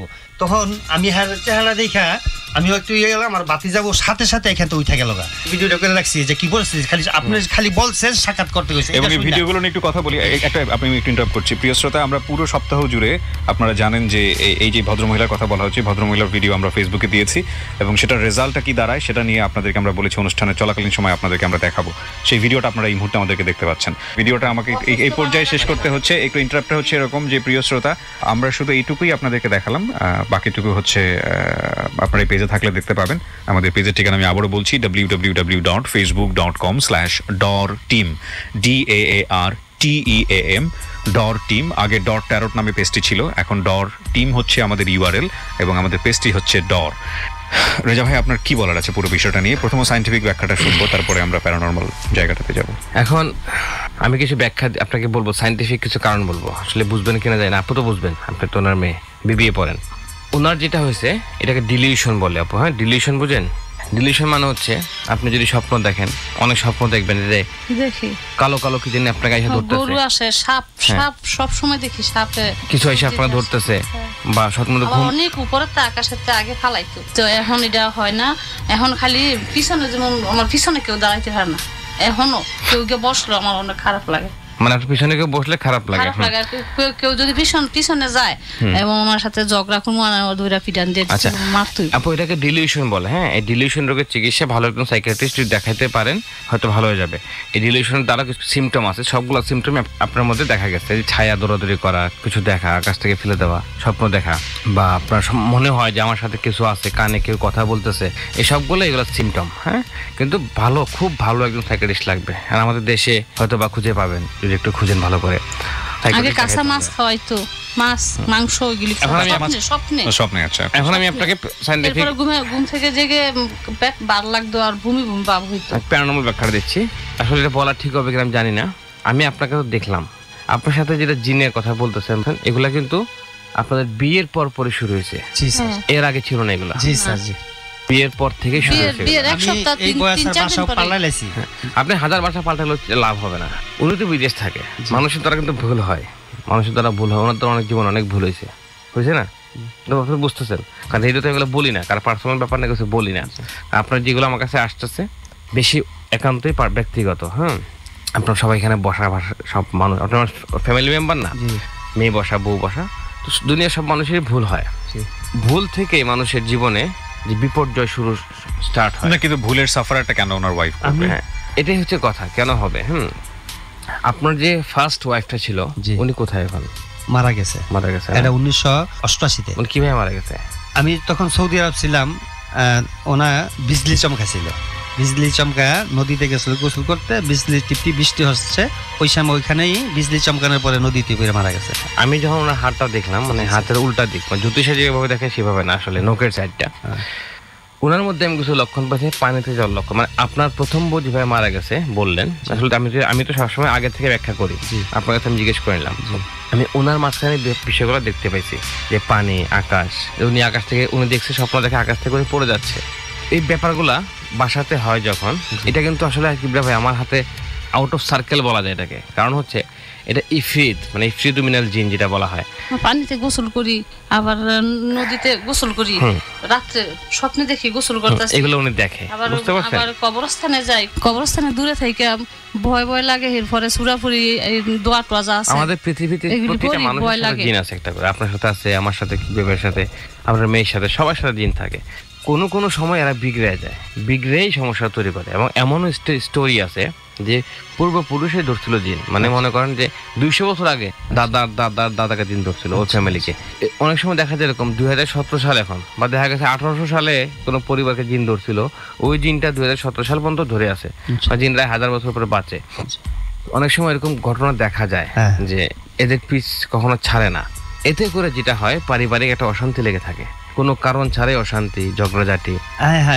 মানে এটা বললে চলে না। এই আসারও মানে যখন বলছি আপনার কাছে আসবো, এমন এক কথা তুলে দিছে আর এমন শুরু করছে, সব দৌড় লাগাইলেছি, আমার মেয়ে পুলে সব খেপে গেছে, জাসকা তোরে বাইন্দা হইলো ওইখানে পাঠামো, শিকল দিয়ে বাইন্দা, হাত পা বাইন্দা আমি কারিগরি লয়ে যাবো। তো কিন্তু আসতে আপু আপনার এখন কেমন লাগতেছে এখানে আসছেন যে এখন কিছু এখন একটু ভালো লাগতেছে, কানে কানে কিছু কি বলে? এখন গেছে, এখন নাই, চলে গেছে। আচ্ছা ইনশাআল্লাহ আমি আপনাকে কিছু জিনিস দিব। ফাইন, আমরা এই জিনিসের জায়গাটা থেকে আমরা এবার বিরতিতে যাবো রেজা ভাই। এবং একটা বিষয় একটা আপনাদের বলি প্রিয় শ্রোতা, দিস ইজ 100% নন সায়েন্টিফিক এবং বিলিভ না করাটাই বেটার। আমরা অবশ্যই ইন্সপায়ার করি আপনাদেরকে, আপনারা অবশ্যই মোর লজিক্যাল ম্যান হন, এবং অবশ্যই আমরা ইন্সপায়ার করি আপনাদেরকে ফার্স্ট যে কোনো প্রবলেমে, শরীরের মনের যে কোনো প্রবলেমে go to a doctor, be scientific man. আর আমাদের এই বিষয়টা সম্পূর্ণরূপেই অবৈজ্ঞানিক, এটা কখনো কখনো অনেক বেশি তর্কের জায়গা রাখে, বিতর্কের জায়গা রাখে, সে জায়গার প্রতি আমাদের অবশ্যই রেসপেক্ট আছে এবং আমরা অবশ্যই ইন্সপায়ার করি না, আমাদের কথাতে আপনার বিশ্বাস করতে হবে, বিষয়টা এরকম। ওকে, থ্যাংক ইউ আপনাদের এখানে আসার জন্যে। ওকে প্রিয় শ্রোতা, যেটা বলছিলাম যে আমরা আরেকটি কন্টেন্টে চলে যাব। আমরা আজকে আগাগোড়া পুরো মেইল বিষয়গুলো নিয়ে থাকবো এবং একই সাথে আপনাদেরকে বলছি যে আমরা পেজে ভিডিও দিয়ে দিয়েছি এবং যেই গেস্টরা এখানে ছিল তাদের একটা পারিবারিক ভিডিও। আপনারা সায়েন্সকে বিলিভ করুন এবং বিজ্ঞানের কাছাকাছি থাকুন, প্যারানর্মাল বিষয়গুলো নিয়ে বিলিভ করে ব্যক্তি জীবনে এমন পর্যায়ে যাওয়াটা কোনোভাবেই উচিত হবে না যে জীবনে হাত থেকে একটা কলম পড়ে গেল ওটাও কেউ প্যারানর্মাল মনে হয়। যারা প্যারানর্মাল বিলিভ করেন তাদের মধ্যে কিন্তু এই জিনিসগুলো আছে তে ভাই, এটা প্যারানর্মাল সমস্যা। যে কোনো কিছু ঘটলেই, যেমন আমাদের কাছে অনেক গেস্ট আসে যেটা অন এয়ার হয় না, তারা অনেক সময় বলে যে আমার বাসায় কাপড় রাখছি আলনাতে, আর দেখি আলনাতে সকালে কাপড়টা নাই, এটা অবশ্যই জিনের কাজ। দেখা গেছে পরে খোঁজ খবর নিয়ে তার ওয়াইফ এটা রাখছে কোথাও। রাইট, তো কোনো কিছু ঘটলে এটা প্যারানর্মাল মনে করাটা আসলে বোকামি। রাইট। আচ্ছা, মেইল পড়ি। সাদিকুর রহমান লিখেছেন আমাদেরকে, 5 দিন আগে মেইলটা আমি পেয়েছি। আসসালামু আলাইকুম ভাইয়া, আশা করি আপনারা ভালো আছেন। ভাই আমার নাম মোহাম্মদ সাদিকুর রহমান। ভাই আমার সমস্যাটা বলবো, তিনি আমার বন্ধুর বাবা, ওরা 3 বোন, তাদের কোনো ভাই নেই এবং তাদের বাবাকে নিয়ে অনেক সমস্যাতে আছে। তাদের আর্থিক অবস্থাও ভালো না, এছাড়া তাদের কোনো আপন ভাই নেই যে তাদের উপকার করবে। ওদের পক্ষে আমি আপনাদের কাছে মিনতি করছি তাদের সমস্যার একটা সমাধান দেবার জন্য। আমি ঠিক বুঝলাম না, যার সমস্যা তার কোনো খবর নাই, আপনি কেন মিনতি করছেন? শুধু একটা না, অনেকগুলো মেইল করেছেন, অনেকগুলো, যে কারণে আমি পড়তে বাধ্য হলাম। আমি আপনাকে বলবো যে তাদেরকে বলুন আমাদের সঙ্গে যোগাযোগ করার জন্য, এবং সেটাই বরং ভালো হবে। শরীফ লিখেছে, ভাইয়া আসসালামু আলাইকুম, আশা করি ভালো আছেন। ওয়ালাইকুম আসসালাম। আমি ছোট থেকে দেখে আসছি আমার ফ্যামিলির ওপর কারা যেন কালো জাদু করে আসছে এবং অনেকবার তা তোলা হয়েছিল। আর একবার করা হয়েছে, আবার করা হয়েছে, বারবার করা হয়েছে।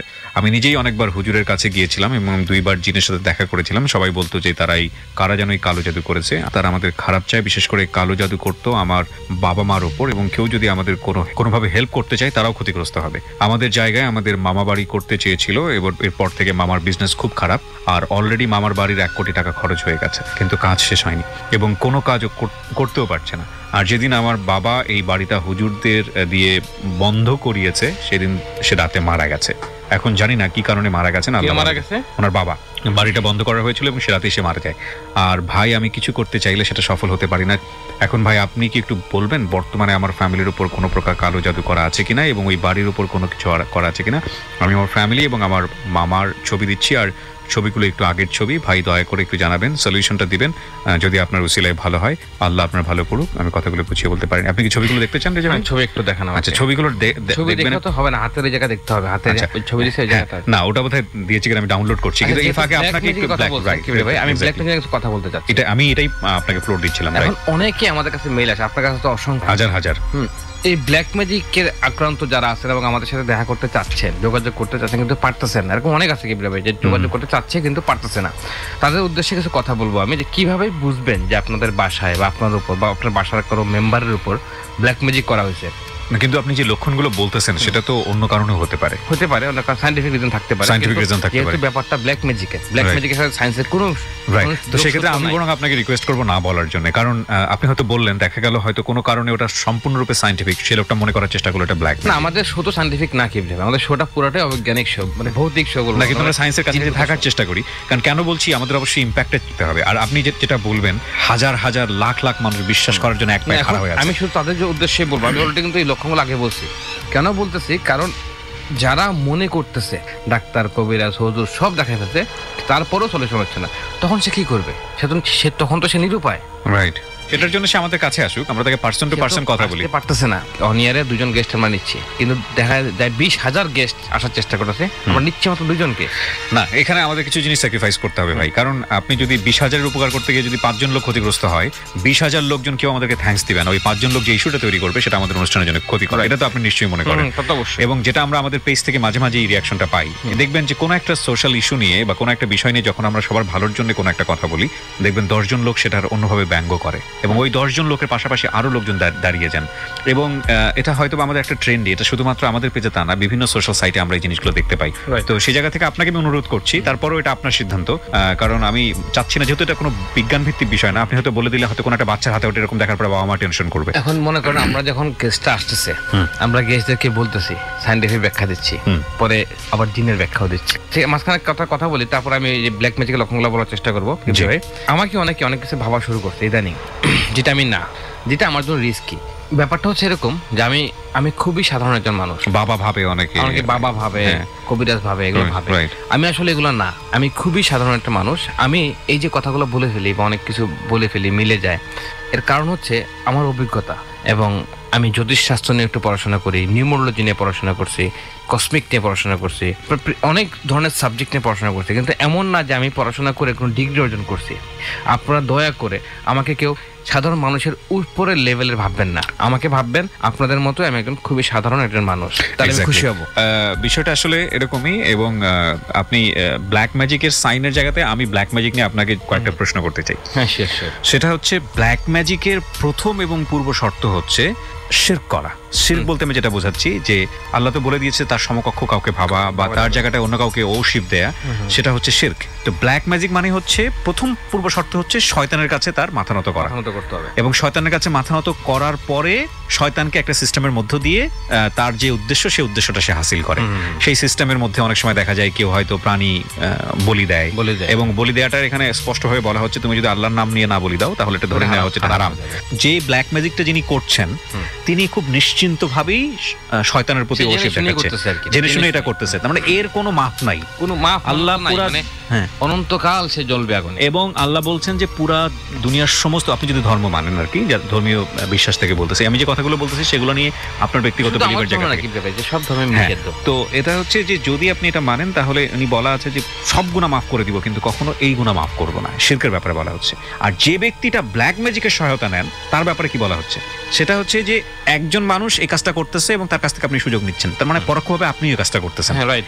সুতরাং ব্ল্যাক ম্যাজিকের সুযোগ নিয়ে গার্লফ্রেন্ড চলে গেছে বলে গার্লফ্রেন্ডকে নিয়ে আসা, তো অন্য সংসারে ঝামেলা তৈরি করা, কিংবা কারো সম্পদ লুণ্ঠন করা, এই যে বিষয়গুলো আপনি করতেছেন, আপনি কিন্তু নিজের যে কত বড় ক্ষতি করতেছেন এটা আপনি নিজেও একবার চিন্তা করে দেখেন। এবং এটাতেই বরং আমরা মানুষকে কিন্তু বাস্তবে পড়ে। হ্যাঁ, অবশ্যই পড়ে, বাস্তবে পড়ে। হ্যাঁ, এফেক্ট অবশ্যই নিজের উপর এসে পড়বে, ফ্যামিলির উপর, বাচ্চা কাচ্চার উপর এসে পড়ে। আমার নিজের চোখে দেখার অনেক ঘটনা আছে। এবং ব্ল্যাক ম্যাজিকের ইফেক্ট থেকে তো বাঁচার উপায়ও আছে, বাঁচার উপায় অনেক ধরনের উপায় আল্লাহ তাআলা দিয়ে দিয়েছেন আর কি। এখন এখানে দুইটা ব্যাখ্যা আছে। প্রথম ব্যাখ্যা হচ্ছে অনেক ওলামারা বলছেন যে ব্ল্যাক ম্যাজিক দিয়ে ব্ল্যাক ম্যাজিক ভাঙা যাবে, মানে শেষ করা যাবে, মাইনাসে প্লাস যেটাকে বলে। হ্যাঁ, আবার অনেকে বলছে যে না, কোনোভাবেই ব্ল্যাক ম্যাজিক দিয়ে ব্ল্যাক ম্যাজিক শেষ করা যাবে না, এটাকে কোরআনের আয়াত দিয়ে শেষ করতে হবে। আচ্ছা, ভিন্ন মত আছে। এখন আমার কথা হচ্ছে আমি দুজনের পক্ষে, মানে আমি কোনো এখানে ইখতিলাফে যাব না আর কি।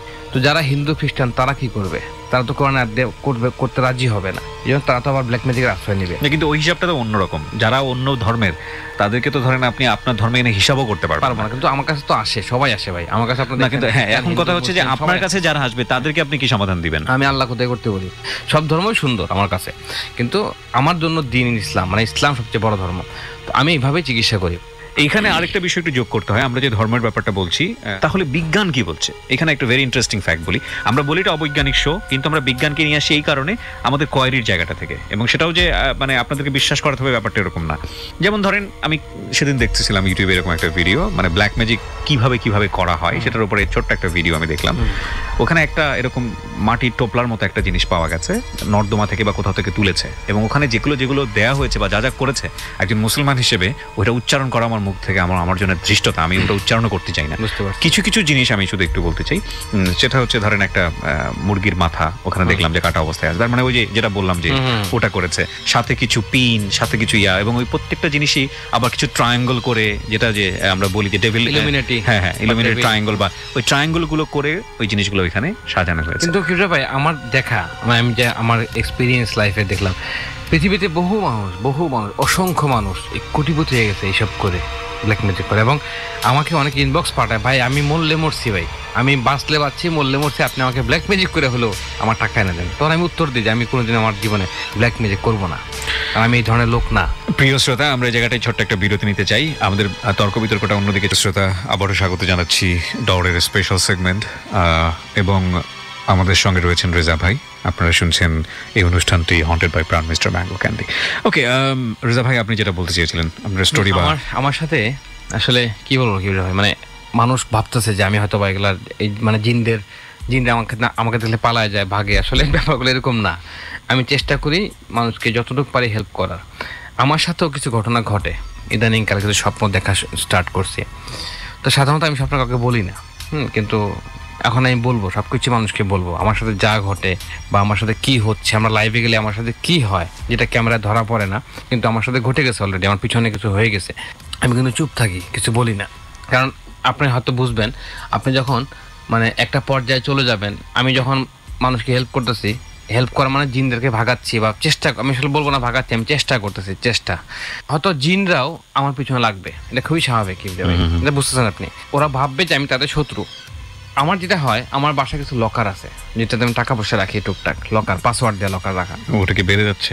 না, মজার ব্যাপার হচ্ছে আমার সাথে কয়েকটা ঘটনা ঘটতেছে ইদানিং কাল ধরে। ওকে, আমার বাসায় কেউ নেই, সবাই মানে একদম পুরো বাসা খালি মনে করেন, কেউই নেই। এখন আমি একটা জিনিস লকারে রাখবো, লুকাবো, চাবি লুকাবো। চাবিটা আমার এখন বাইরে চলে যাবো, চাবিটা লকার থাকলে সেফ থাকবে। চাবিটা যখন রাখতে গেলাম, সেখানে একটা বিশেষ মানুষ আছে, আমার প্রিয় একজন মানুষ, ওর নামটা মনে করলে লকারটা দরজা খুলতেছে না। মানে চাবিটা আমি লুকাচ্ছি তার উদ্দেশ্যে, যাতে সে না দেখে চাবিটা কোথায় রাখছে। তখন কোনোভাবেই খুলে না লকার। আমি আবার চাবিটা রেখে দিয়েছি খোলামেলা পরিবেশ। আপনি তো তালা খোলার ওস্তাদ, গত সপ্তাহে আমাকে তালা খোলাই দেখাই দিলেন। ওইটা পাসওয়ার্ড সিস্টেম, মানে কম্পিউটার সিস্টেম, ওটা যত বড় বৈজ্ঞানিক পারবে না আর কি, মানে ওইটা পাসওয়ার্ড, মানে আমি জানি পাসওয়ার্ডটা কত, খুলে না। এই একই ঘটনা তখনই ঘটে যখন আমি তার নামটাই মনে মনে নিই। ওকে, হয়তো বা তার সাথে যে জিনটা আছে, দুনিয়ার সবার সাথে জিন আছে, ওই জিনটা কোনো কারণে ইলেকট্রোম্যাগনেটিক ফিল্ড তৈরি করে ফেলেছে, আমার মনে হয় পার্সোনালি। এছাড়া আমি রাত্রেবেলা 2টা-3টার সময় যখন আয়না দেখি, বাথরুমে ঢোকার পর, আমি নিজেও আয়না কম দেখি রাত্রেবেলা, জানি আয়নার মাধ্যমে অনেক কিছু প্রবেশ করে। তো আমি সবসময় এমন না 24 ঘন্টা অজু থাকা সম্ভব না যে আমি সারাদিন অজু করে থাকবো, তত পসিবল হয় না, আসলে অজু ভাঙে। মাঝে মধ্যে আমি নিজেকে দেখি একদম কালো কুচকুচে, মানে আয়নার মধ্যে। আমি কিন্তু বাথরুমে যখন ঢুকে রাত্রেবেলা লাইট অন করি না আর কি, কারণ ঘুমের মাঝখান থেকে উঠছি, হয়তো ওয়াশরুমে গেছি, লাইটটা অফ থাকে, কিন্তু দেখা যায় ডিম লাইটের আলো তো দেখা যায় সবই। দেখতেছি আমার মধ্যে চোখগুলো লাল, মানে আমি আমাকে দেখতেছি এজ এ ডেভিল মাঝে মধ্যে, মানে আমি একদম আয়নার যে মানুষটা সেটা কিন্তু আমি না, আমি তাকে চিনতেছি না। সেটা একটা কালো একজন মানুষ। মনে করেন যে মানুষ যদি খুব কষ্টে থাকে, দুঃখে থাকে, যেমন চেহারা হবে, কালো হয়ে যাবে, মাথায় চুল থাকবে না, ধ্বংস হয়ে যাবে, এরকম লাগতো। আবার মাঝে মধ্যে দেখি আমি দেখতেছি আমাকে দাঁড়িয়ে আছে, আমার সাদা দাড়ি। ভাই আপনার কি ভাবির সাথে খুব ঝগড়া চলতেছে? না না, যেমন আবার মানে আমরা রেজা ভাইয়ের কত রকমের ক্যারেক্টার পাবো, মানে দার্শনিক রেজা ভাইকেও আমরা পাচ্ছি আজকে এখানে। ওকে, ফাইন। মাঝে মধ্যে আয়নাতে দেখি আমার নিজেকে যে দাঁড়িয়ে আছে, আমার সুন্দর সাদা দাড়ি, আমি খুব ফর্সা হয়ে সাদা ধবধব হয়ে গেছি। আবার যখন আমি বিছানায় শুয়ে যাই, যখন বিছানায় শুইলাম, ওই মুহূর্তে মনে হয় আমি তো বাথরুমে যাই নেই, আমি কি স্বপ্ন দেখলাম নাকি আসলে? এটা সায়েন্সের ব্যাখ্যা, আপনি চাইলে আমি আপনাকে, আমি জানি সায়েন্সের ব্যাখ্যা জানি, কিন্তু তখন আমার পা ভিজা থাকে, হাত ভিজা থাকে, মানে আসলে আমি বাথরুমে গেছিলাম, কিন্তু আমার মনে হচ্ছে না বাথরুমে গেছিলাম। ওকে, এখন আমি যতটুকু বুঝি কি ভাই, যে এই ধরনের যারা কাজ করে, যারা অনেক ভণ্ডামি করে, তার ব্যাপার ভিন্ন। যারা এই ধরনের কাজ রিয়েলি করে, যারা স্টাডি করে এগুলো নিয়ে, আমার দেখা, আমার পড়াশোনার জগতে আমি বলবো এদের 99% লোক কিন্তু পাগল হয়ে গেছে একটা টাইমে।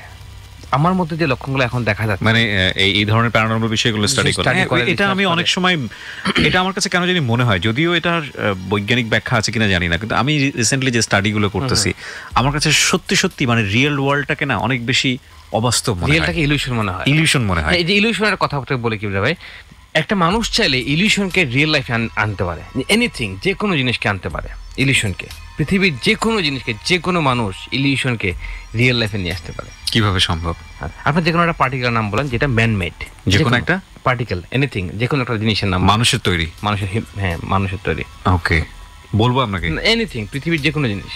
ওকে, দেখছেন মোবাইল যখন আপনি যখন ছোট ছিলেন, স্কুলে পড়তেন, জীবনে জানতেন মোবাইল নামে কোনো যন্ত্র আসবে না? সেটা তো তখন ইনফরমেশন ছিল না। হ্যাঁ, তো যাদের মাথায় সেন্সটা আসছে যে একটা যন্ত্র তৈরি করা যায়, তখন টেলিফোন ছিল, ওই সময় টেলিফোন ছিল, ওই যে ফ্যাক্স ছিল, তারপরে ওখানে পেজার ছিল এক সময়। টেলিফোন যখন ছিল তখন টেলিফোনটা আমাদের জন্য বিশাল কিছু, মানে পাশের বাড়ি থেকে লোক আসতো ফোন ধরতে। মোবাইলটা যার মাথায় আসছে ওইটা ছিল তার ইলিউশন, যে স্বপ্ন যে একটা ডিভাইস আমি তৈরি করব যেটা দিয়ে কল করা যাবে কোনো ধরনের তার ছাড়া। তার স্বপ্ন ছিল সেটা। তো বিজ্ঞানের হাইপোথিসিস বলে এটাকে। হ্যাঁ, না, এটা ইলিউশন থেকে রিয়েলিটি, তখন সেটাকে রিয়েল লাইফে নিয়ে আসছে। আমরা যেটা পাচ্ছি, লাইট, পৃথিবীর এভরিথিং, কাগজ, দুনিয়াতে আমাদের আশপাশে যা আছে সবই একসময় ইলিউশন ছিল। চিন্তা করে দেখেন, ইলিউশন মানে হচ্ছে অবাস্তব চিন্তা, অকল্পনীয় ছিল। হ্যাঁ, এটা আমি ওটা কি তারা রিয়েল লাইফে নিয়ে আসছে। কিন্তু এটা তো সায়েন্স। আমি প্যারানর্মাল বলতেছি, আমি সায়েন্স বলতেছি। মানে সায়েন্স আবার প্যারানর্মালও। ওই মুহূর্তে লোকটাকে মানুষ পাগল বলবে, ওই মুহূর্তে এটা পাগল, ওরে বলবো তুমি তো পাগল, তুমি কি বলতেছো, মোবাইল আবার কি জিনিস। আমি একটা ছোট্ট এক্সাম্পল দিই, আমার লাইফ থেকে এক্সাম্পলটা দিই। আপনি যেটা বললেন সেটা হচ্ছে টেলিভিশন নিয়ে অনেক দিন আগে, মানে তখন সাদা কালো যুগের টেলিভিশন, এবং একটা গ্রামে একটা টেলিভিশন থাকতো, এরকম ছিল, এবং পুরো গ্রামের লোক ওই শুক্রবার দিন মুভি দেখার জন্য রেডি হয়ে থাকতো। ওই সময় পত্রিকায় একটা নিউজ পড়লাম এরকম, টেলিভিশন আসতেছে, জাপানে এরকম একটা টেলিভিশন আবিষ্কার করা হয়েছে যে আপনার দেয়ালে টেলিভিশনটা ছবির মতো ঝুলবে এবং ওটাতে একটা ছবি থাকবে, ওটাই আসলে টেলিভিশন, পরবর্তীতে ওটাকেই আপনি টেলিভিশন হিসেবে দেখতে পারবেন। এখন কি ওইটা বাস্তব হয়নি? বাস্তব মানে কি, আরো বেশি আপডেট হয়ে গেছে। এবং আমাদের মূল বিষয় যেটা, এটাকে জানি না, এটা বিজ্ঞানের কিট বলে ট্রান্সফরমেশন। লাইক আপনাকে যন্ত্রের মাধ্যমে ট্রান্সফর্ম করে দেওয়া যাবে।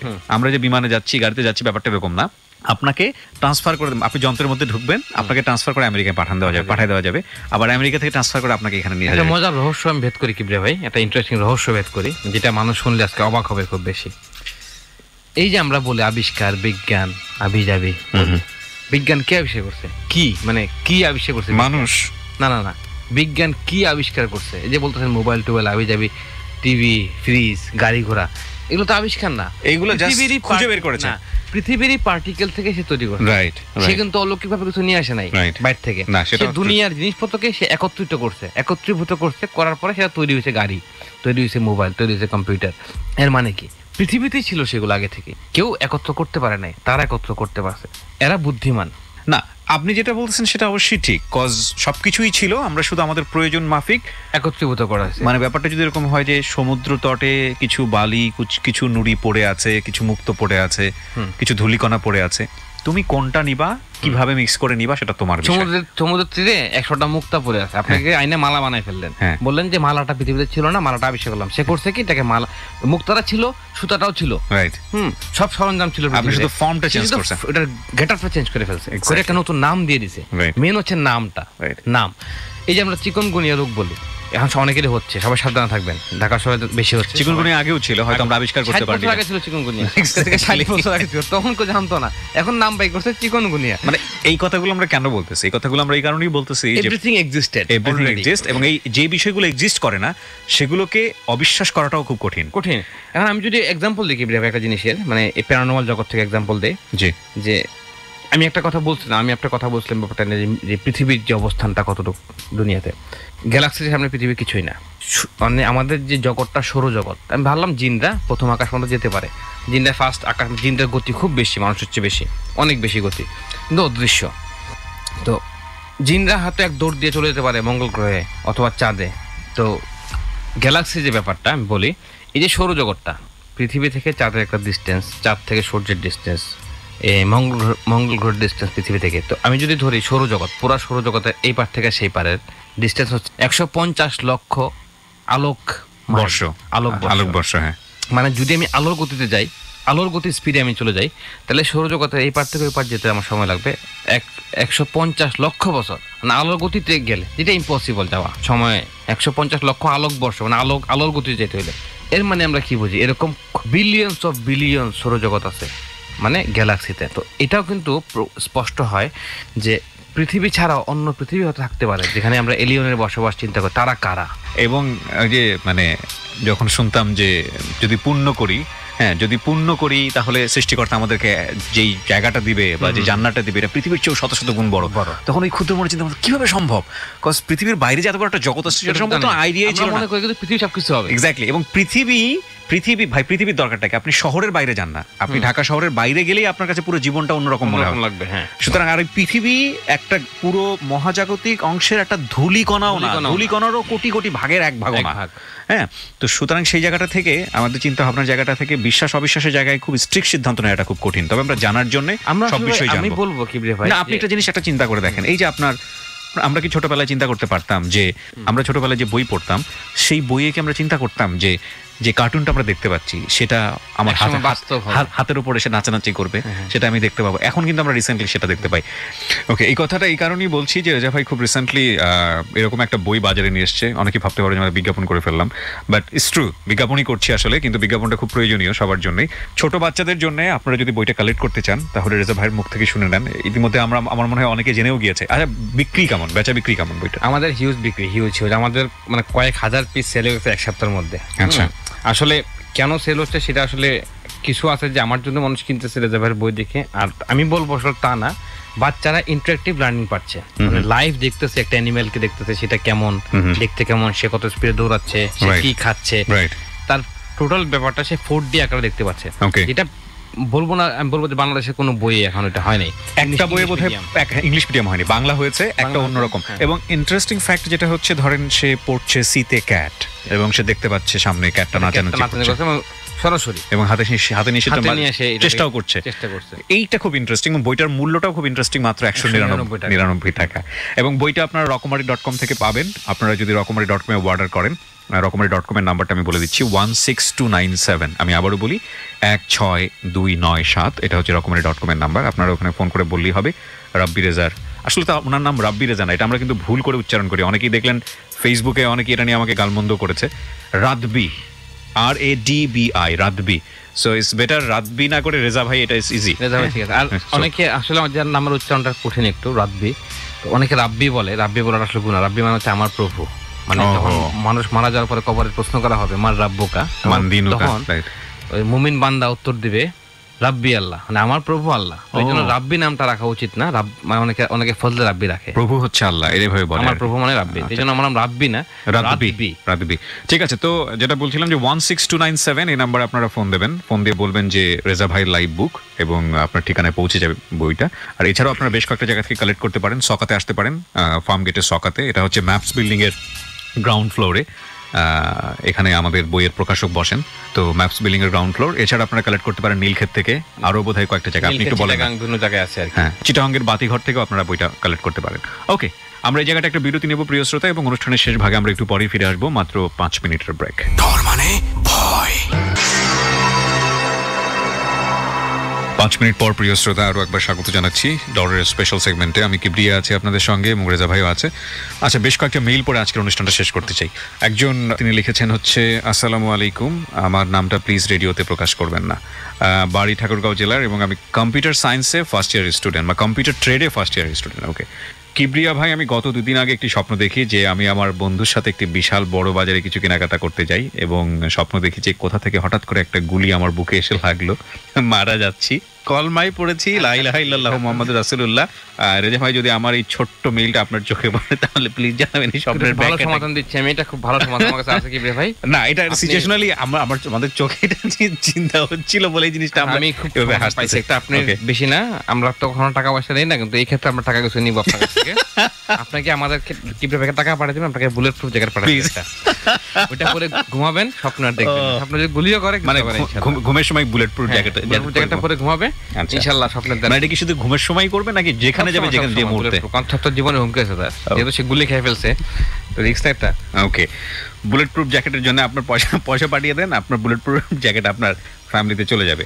ফাইন। আরো বেশ কিছু টেক্সট এসছে। মাহবুব নামের একজন লিখেছেন যে ঘটনা শুনেছিলাম আমার স্যারের কাছ থেকে, স্যারের চাচা যখন মারা যায় তখন তাকে কবর দেওয়া হয়, মারা গেলে তো কবরই দেওয়া হবে। পরদিন দেখা গেল তার লাশ কবরের পাশে, তখন তার ভাইরা চিন্তা করলো যে কোনো মানুষ মনে হয় লাশ উঠিয়ে রেখেছে, তারপর আবার তাকে কবর দেওয়া হয়, সকালবেলা আবার দেখা গেল লাশ কবরের পাশে। তাই ওই ব্যক্তির ভাইরা চিন্তা করলো রাতে কবর পাহারা দেবে, তাতে সবাই কবরের পাশে গেল। রাত 2টোয় তারা আকাশ থেকে সাদা কি জানি আসছে, আস্তে আস্তে ছোট ছোট বাচ্চা কবরের পাশে এসে বসলো এবং কবর খোঁড়া শুরু করলো। তারা ভাইরা বললো ওই ধর, ওই বাচ্চাগুলো ভয় জড়ো হতে শুরু করলো, তাদের দিকে আসতে থাকলো, ওই ভয় তারা পালিয়ে এলো, সকালবেলা দেখলো লাশ কবরের পাশে। ঘটনা আরও আছে, আমাকে ফোন দেন। প্রথম কথা হচ্ছে যে এই ধরনের ঘটনা যারা আমাদেরকে লিখে পাঠান তারা আমাদেরকে কিছুটা বিব্রত করেন এই কারণে, যেগুলো অন্যান্য রেডিওতে অনেক সময় অন্য রেডিওতে প্রচার হয়েছে, সেগুলো শুনে তিনি আমাদের কাছে এই জিনিসগুলো লিখে পাঠিয়েছেন। রেজা ভাই আপনিও বোধহয় শুনেছেন। এবং প্রথম এগুলো খুবই হাস্যকর কথাবার্তা, নিজের চাচার নামে চালিয়ে দিয়েছে মানুষ। দেখেন এই যে মানুষের ইমানি শক্তি কোথায় যাচ্ছে, আসলে এটাই বিভিন্ন রেডিওতে এটাই হচ্ছে, মানে বিভিন্ন স্টোরি গল্পগুলো এবং আমি যেটা দেখলাম বিভিন্ন রেডিওতে যেটা করে, বাংলাদেশের বা ইন্ডিয়ার কোনো গল্প তারা নেয় না, তারা গল্প নেয় মিশরের ভাষাটাকে ট্রান্সলেট করে বাংলাতে করে, সৌদি আরবের, মানে প্রতিটা দেশে কিন্তু রাইটার আছে যারা গোস্ট স্টোরি লেখে, ভূতের গল্প লেখে, ওইসব দেশ থেকে তারা গল্প কালেক্ট করে সে নিজের মতো করে চালায় দেয় বিভিন্ন রেডিওতে, আমি শুনছি আর কি। তো এগুলো নিয়ে কথা বলতে চাই না, মানে ব্যাপারগুলো হাস্যকর আর কি। মানে গল্প যারা শুনবেন তারা মিলিয়ে দেখবেন যে কতটুকু লজিক্যাল ব্যাপারটা। এক্স্যাক্টলি। সো এই ধরনের গল্প আমাদেরকে লিখবেন না। ওকে ভাই, এটা খুব ইন্টারেস্টিং একটা মেইল, আমি একটু পড়তে চাই। আলী রায়হান, বিসমিল্লাহির রহমানির রহিম। আসসালামু আলাইকুম রেজা ভাই এবং কিবরিয়া ভাই। ওয়ালাইকুম আসসালাম। আশা করি আপনারা সবাই ভালো আছেন। আমি আপনাদের একজন নিয়মিত শ্রোতা, গত 3 মাস যাবত ইমেইল করেই যাচ্ছি, কিন্তু আমার কপাল এতটাই খারাপ যে আমার ইমেইল পড়ার সময় হয়নি আপনাদের। প্রথমে আমি আপনাদের কাছে অনুরোধ করছি যে আমার ইমেইলটি সম্পূর্ণভাবে পড়ার জন্য। আমি একান্তভাবে আপনাদের কাছে মাপ চেয়ে নিচ্ছি যে এটা কোনো অলৌকিক ঘটনা নয়, এটা সম্পূর্ণ আমার পারিবারিক ঘটনা। আমার পরিবার ঢাকায় থাকতো, আমার বাবার কাছে আমার মা ভাই, আমি ছিলাম তাদের আদরের স্বর্গ। তো 3 বছর আগে বাবা কোনো কারণে গ্রামের বাড়িতে যান এবং সেখানে তিনি বেশ কিছুদিন থাকার পর একটা বিয়ে করেন। আমার চাচা চাচিরা আমাদের হিংসা করতেন, এমনকি তারা বাবার বিয়েতে উপস্থিত ছিলেন। আর একটা কথা জানিয়ে দিই যে বাবার কাছে মোটামুটি কিছু টাকা ছিল এবং তারা জানতো। বাবা যে মহিলাটাকে বিয়ে করেছেন সেই মহিলাটি একসময় আমার আপন চাচাকে বিয়ে করতে চেয়েছিলেন। বিয়ের পর বাবা যদি আমাদের সাথে কথাবার্তা বা যোগাযোগ করতো তাহলে ভালোই হতো। বিয়ের পর তিনি যোগাযোগ তো করেন না, বরং আমরা যদি যোগাযোগ করার চেষ্টা করি তাহলে তিনি আমাদের এড়িয়ে যান, এমনকি কথাও বলতে চান না।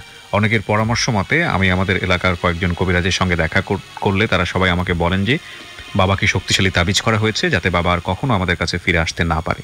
আমি কবিরাজদের কথা মতো অনেক টাকা খরচ করেছি, এমনকি গভীর রাতে কবরের মধ্যে একাই গিয়ে তাবিজ পুঁতে রেখে এসেছি শুধুমাত্র বাবাকে ফিরে পাওয়ার জন্য।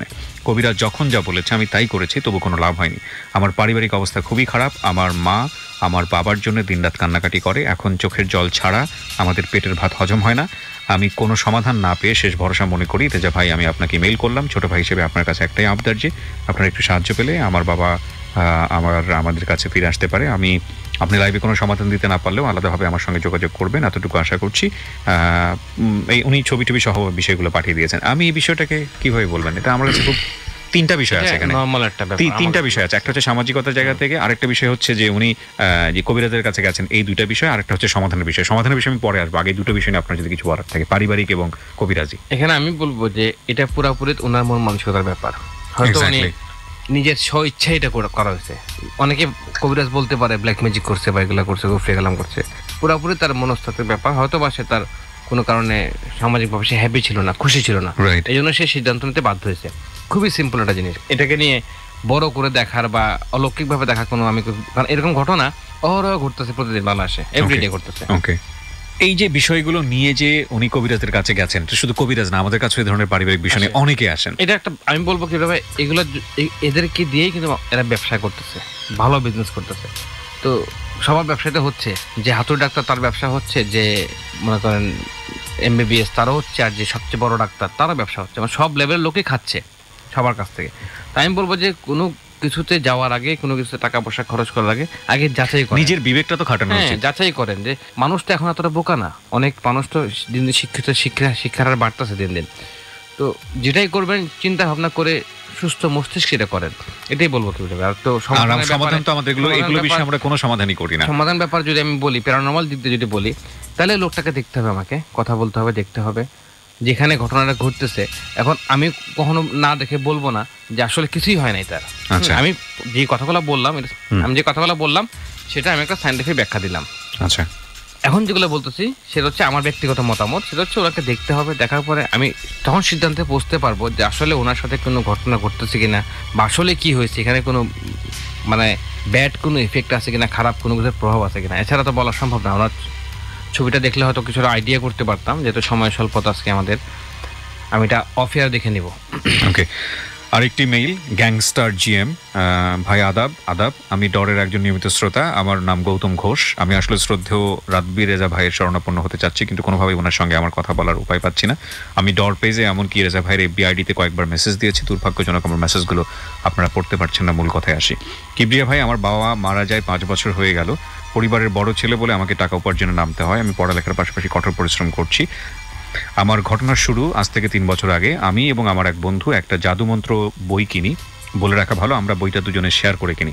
বইটা কেনার পর বইয়ের কিছু মন্ত্রতন্ত্র আমি মুখস্থ করে ফেলি, কিন্তু পরে বুঝতে পারি আমি যেভাবে এগুলো করছি পুরোটাই ভুল ছিল। আসলে ভেতরের পাতায় কিছু নির্দেশনা ছিল যা আমি করিনি। ওকে, একটা সময় আমি একদিন কাজ শেষে বাসায় ফিরছিলাম, রাত তখন 11:30।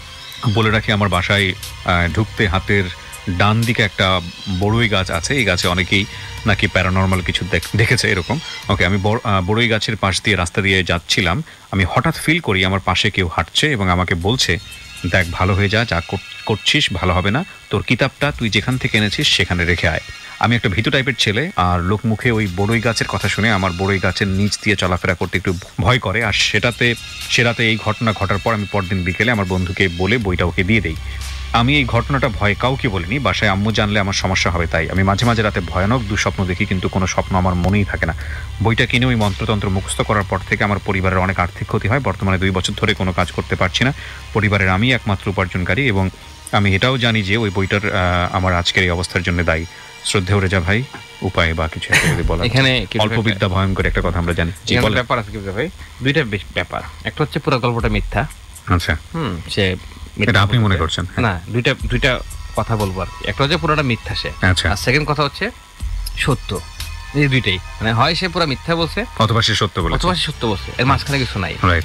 যদি মিথ্যা হয়ে থাকে তাহলে কথাই নাই, কোনো কথাই বলার নাই। আর যদি সত্য হয়ে থাকে সেক্ষেত্রে এটার ব্যাখ্যা এরকম সাইন্টিফিক করে ব্যাখ্যাটা নেই। আসলে সে বই কিনা করতেছে, এর একটা ন্যাচারাল ডিজাস্টার হতে পারে, তার মনের মধ্যে ভয় ঢুকেছে, বড়ই গাছ নিয়ে কিছু একটা হয়েছে। হ্যাঁ, বড়ই গাছ আমি অনেকবার বলছি কথা।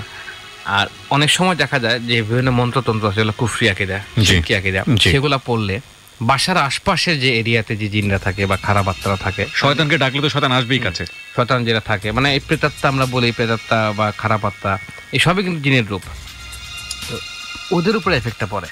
যখন আপনি মন্ত্রতন্ত্র পড়বেন ওদেরকে আনার জন্য, ডাকার জন্য, বেশিরভাগ মানুষ যেটা করে জিনকে আনার চেষ্টা করে, যেটা আনার যে আমলগুলো আসলে এরকম না, মন্ত্রতন্ত্র না, এটা ভিন্ন আমল আছে।